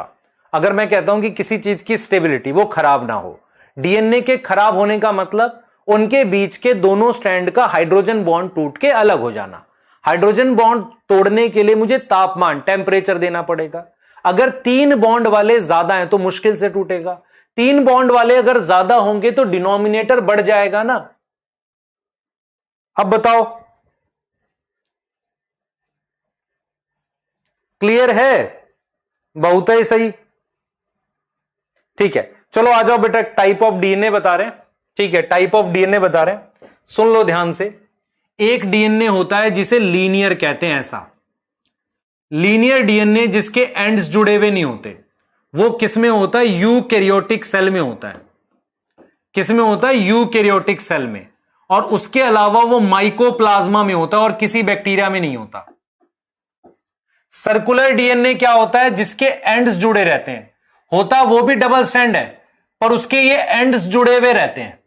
सर्कुलर डीएनए कहां होता है बेटा? एक होता है बैक्टीरिया में, प्रोकैरियोटिक सेल में। प्रोकैरियोटिक सेल का डीएनए क्या होता है? सर्कुलर होता है। उसके साथ कहां होता है? माइटोकॉन्ड्रिया और क्लोरोप्लास्ट में। माइटोकॉन्ड्रिया और क्लोरोप्लास्ट का डीएनए सर्कुलर होता है बेटा, याद रह जाएगा। लीनियर डीएनए किसमें होता है? यूकैरियोटिक सेल में। ठीक है, प्लाज्मिड, बहुत सही, याद आया, प्लाज्मिड भी लिख लो। ठीक है, प्लाज्मिड भी लिख लो। आ गया समझ? ठीक है बेटा, तो मेरे पास लीनियर डीएनए ये होगा सर्कुलर डीएनए बैक्टीरिया में होता है, माइटोकॉन्ड्रिया में होता है, क्लोरोप्लास्ट में होता है, इसके अलावा प्लाज्मिड। प्लाज्मिड जिसको नहीं पता याद करो, बैक्टीरिया के मेन डीएनए के अलावा एक अलग से डीएनए होता है, उसे प्लाज्मिड कहते हैं।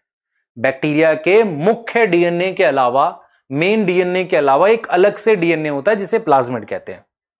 ठीक है, क्लियर?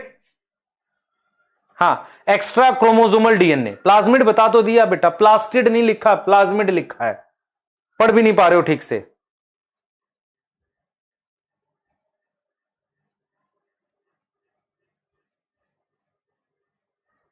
एक्स्ट्रा क्रोमोसोमल कहते हैं।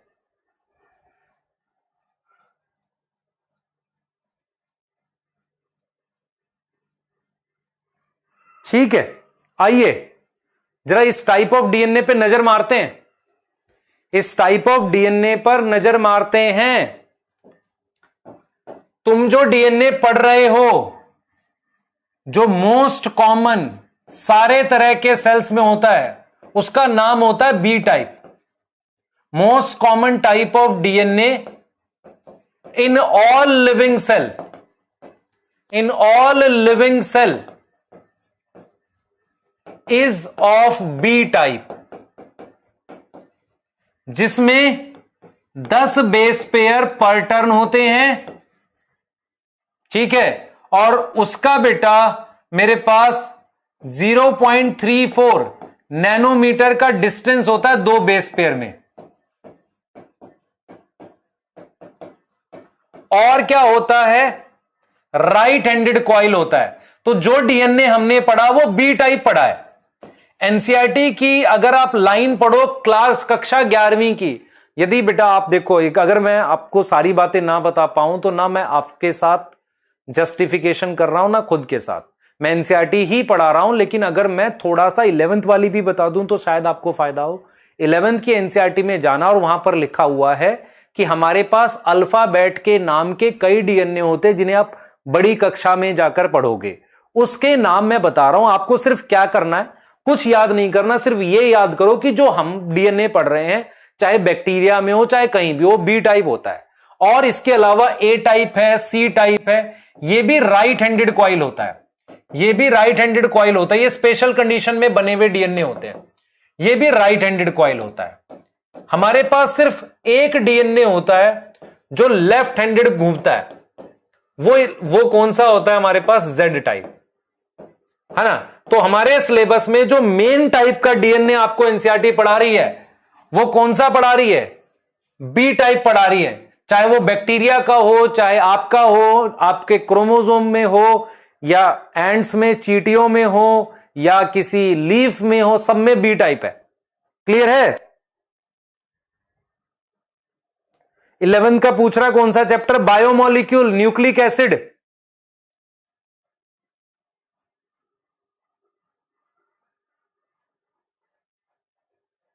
बाकी इनकी कोई डिटेल मत याद करना, सिर्फ ये याद करना कि Z type right left handed coil होता है, बाकी सारा डीएनए क्या होता है? Right handed coil.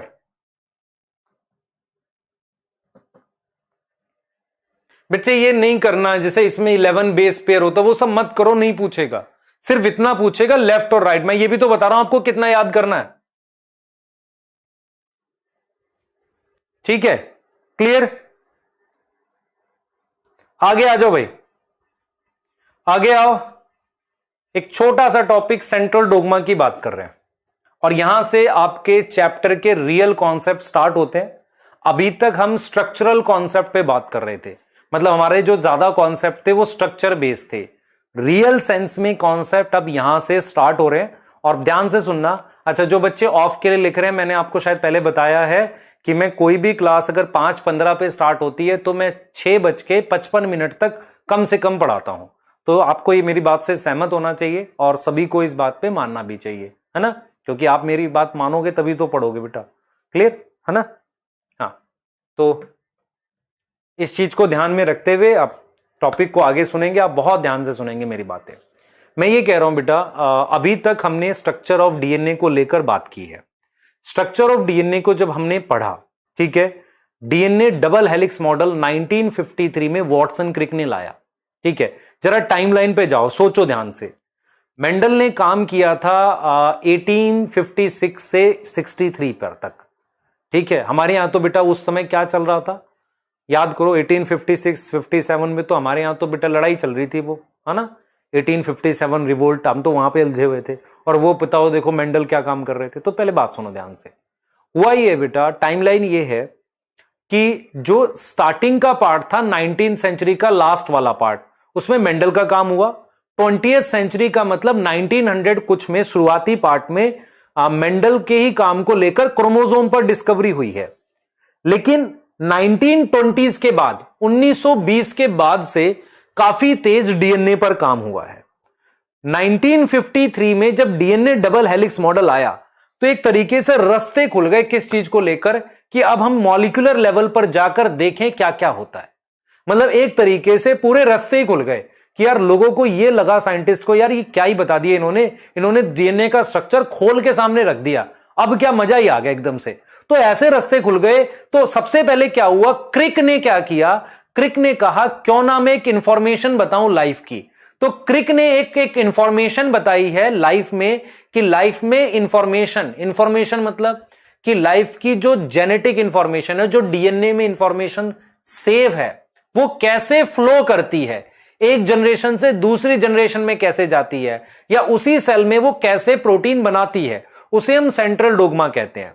Central dogma किसने दिया था, क्रिक ने। अगर आप ये फोटो देख पा रहे हो तो ये क्रिक है बेटा, वॉटसन क्रिक में से क्रिक ने एक प्रपोजिशन दिया था। प्रपोजिशन मतलब अपनी एक बात सामने रखी थी, एक उन्होंने फ्लो चार्ट सा बना दिया। वो फ्लो चार्ट क्या था, इन्होंने ये बताया कि किसी भी सेल में इंफॉर्मेशन का फ्लो कैसे होता है। तो सेंट्रल डोग्मा क्या है, इट गिव, ध्यान से देखेंगे बेटा, सेंट्रल डोग्मा क्या है, अगर आपको मेरी बात समझ में आएगी तो समझना ध्यान से। इट प्रोवाइड इंफॉर्मेशन किस बात को लेके, for flow of, sorry, it provide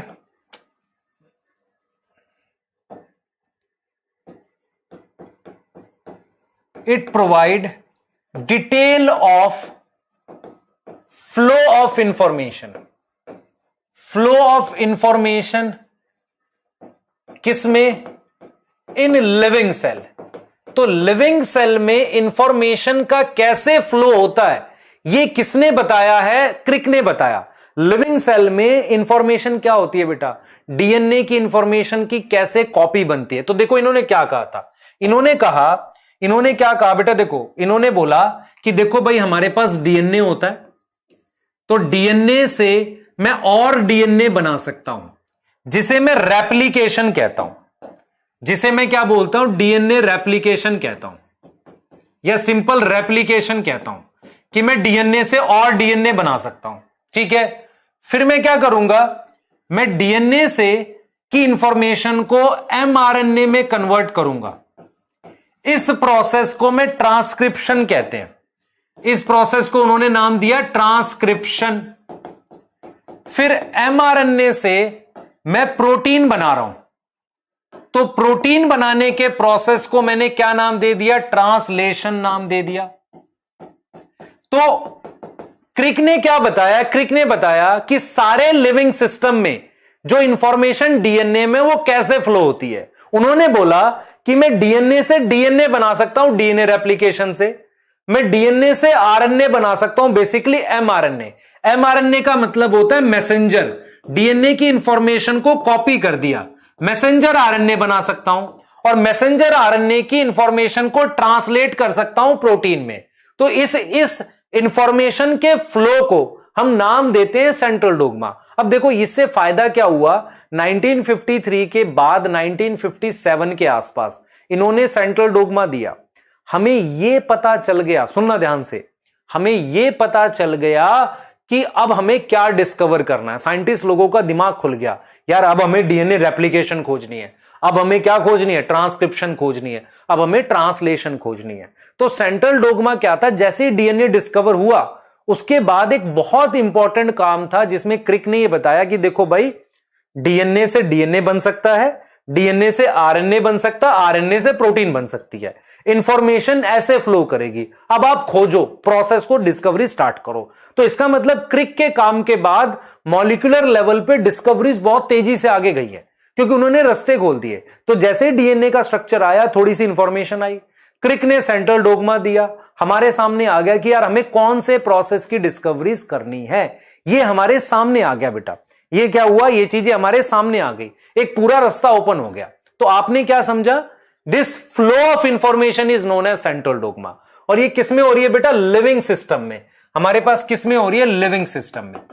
अच्छा, उसके कुछ साल के बाद जब सेंट्रल डोगमा आया, उसके कुछ साल के बाद, सुनना ध्यान से बेटा, उसके कुछ साल के, देखो सेंट्रल डोगमा क्या था, हमने डीएनए से क्या बनाया, आरएनए बनाया, और आरएनए भी कौन सा, एमआरएनए। आरएनए से हमने प्रोटीन बनाई। हमने डीएनए से जब डीएनए बनाया, इसको हमने रेप्लिकेशन लिखा, इस वाले प्रोसेस को हमने ट्रांसक्रिप्शन लिखा, और इसको हमने क्या लिखा, ट्रांसलेशन। अब मेरी बात बहुत ध्यान से सुनना, सारे लिविंग सेल में, इन ऑल लिविंग सेल, सभी लिविंग सेल में, सुनना ध्यान से बेटा, इन ऑल लिविंग सेल मेरे पास डीएनए प्रेजेंट होता है। क्या प्रेजेंट होता है, डीएनए प्रेजेंट होता है।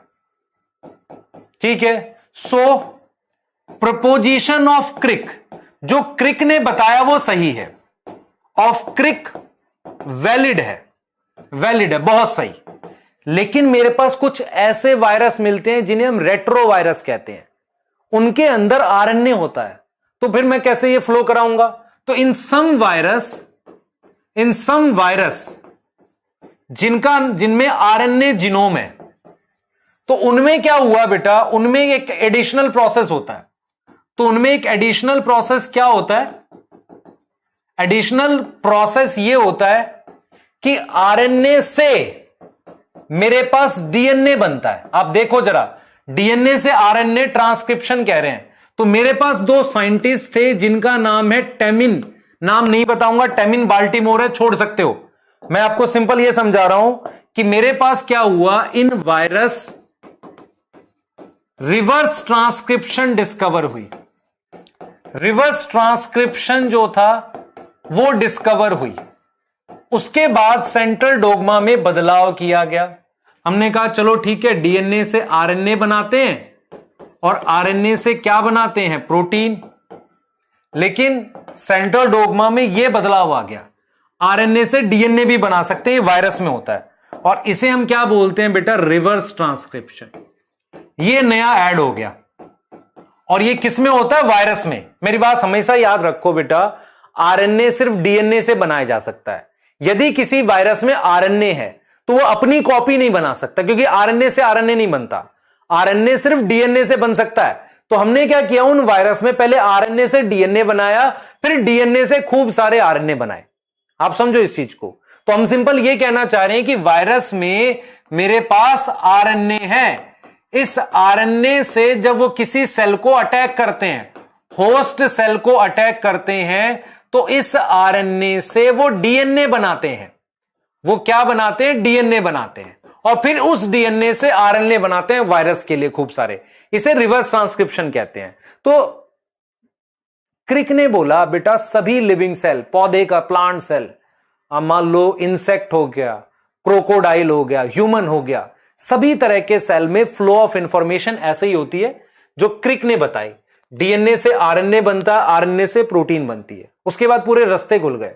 कुछ टाइम के बाद दो साइंटिस्ट थे, टेमिन और बाल्टीमोर। उन्होंने क्या किया, उन्होंने कहा कि यार एक वायरस होते हैं जिन्हें हम रेट्रो वायरस कहते हैं। क्या नाम होता है उनका, रेट्रो वायरस। तो उन वायरस का नाम है रेट्रो वायरस। रेट्रो का मतलब होता है उल्टा, रेट्रो होता है रिवर्स। रेट्रो वायरस जिसके अंदर एक एंजाइम होता है जिसका नाम रिवर्स ट्रांसक्रिप्टेज है। इस एंजाइम की वजह से वो आरएनए से use to form DNA by RNA, वो आरएनए से डीएनए बनाते हैं। कारण, अगर आरएनए से डीएनए नहीं बनाएंगे, देखो किसी को भी खुद को मल्टीप्लाई करना पड़ेगा। अगर वायरस खुद को मल्टीप्लाई करना चाहता है, जिसके पास आरएनए है, genetic material, what is genetic material, जो उसकी मेन चीज है, सब कुछ जो जिसकी वजह से वो अपनी कॉपी बना सकता है। कुछ ऐसे वायरस थे जिनमें जेनेटिक मटेरियल आरएनए था, अगर वो आरएनए से आरएनए नहीं बना सकते, ये रूल होता है कि आरएनए से आरएनए नहीं बनेगा, तो आरएनए से पहले उन्होंने डीएनए बनाया ये, और इस डीएनए से फिर वायरस जैसे खूब सारे आरएनए बनाते हैं। अगर मैं आपको प्रॉपरली दिखाऊं तो ऐसे होता है कि मेरे पास मान लो ये होस्ट सेल है जिस पर वायरस अटैक करता है, होस्ट सेल है जिस पर वायरस अटैक करता है, ये वो वायरस है, ये उसका आरएनए है, तो उसका आरएनए यहां आ जाता है, आरएनए से डीएनए बना लेते हैं, फिर इस डीएनए से खूब सारे आरएनए बनाते हैं, और इन खूब सारे आरएनए से खूब सारे ऐसे वायरस बन गए। आप समझो ध्यान से ऐसे, तो इसका मतलब ये प्रोसेस को रिवर्स ट्रांसक्रिप्शन कह रहे हैं, और इसको कराने के लिए मुझे एंजाइम चाहिए, है ना। क्लियर हो गई बात। और वो हो कहां रहा है, होस्ट सेल में। होस्ट सेल मतलब जिस पर वायरस ने अटैक किया है। क्लियर है, जल्दी बताओ।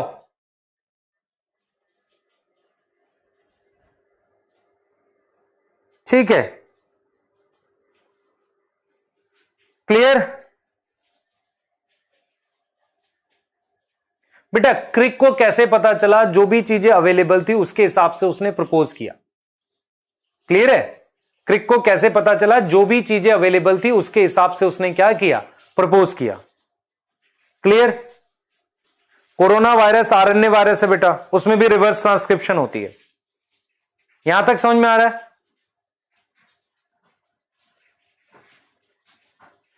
क्लियर है।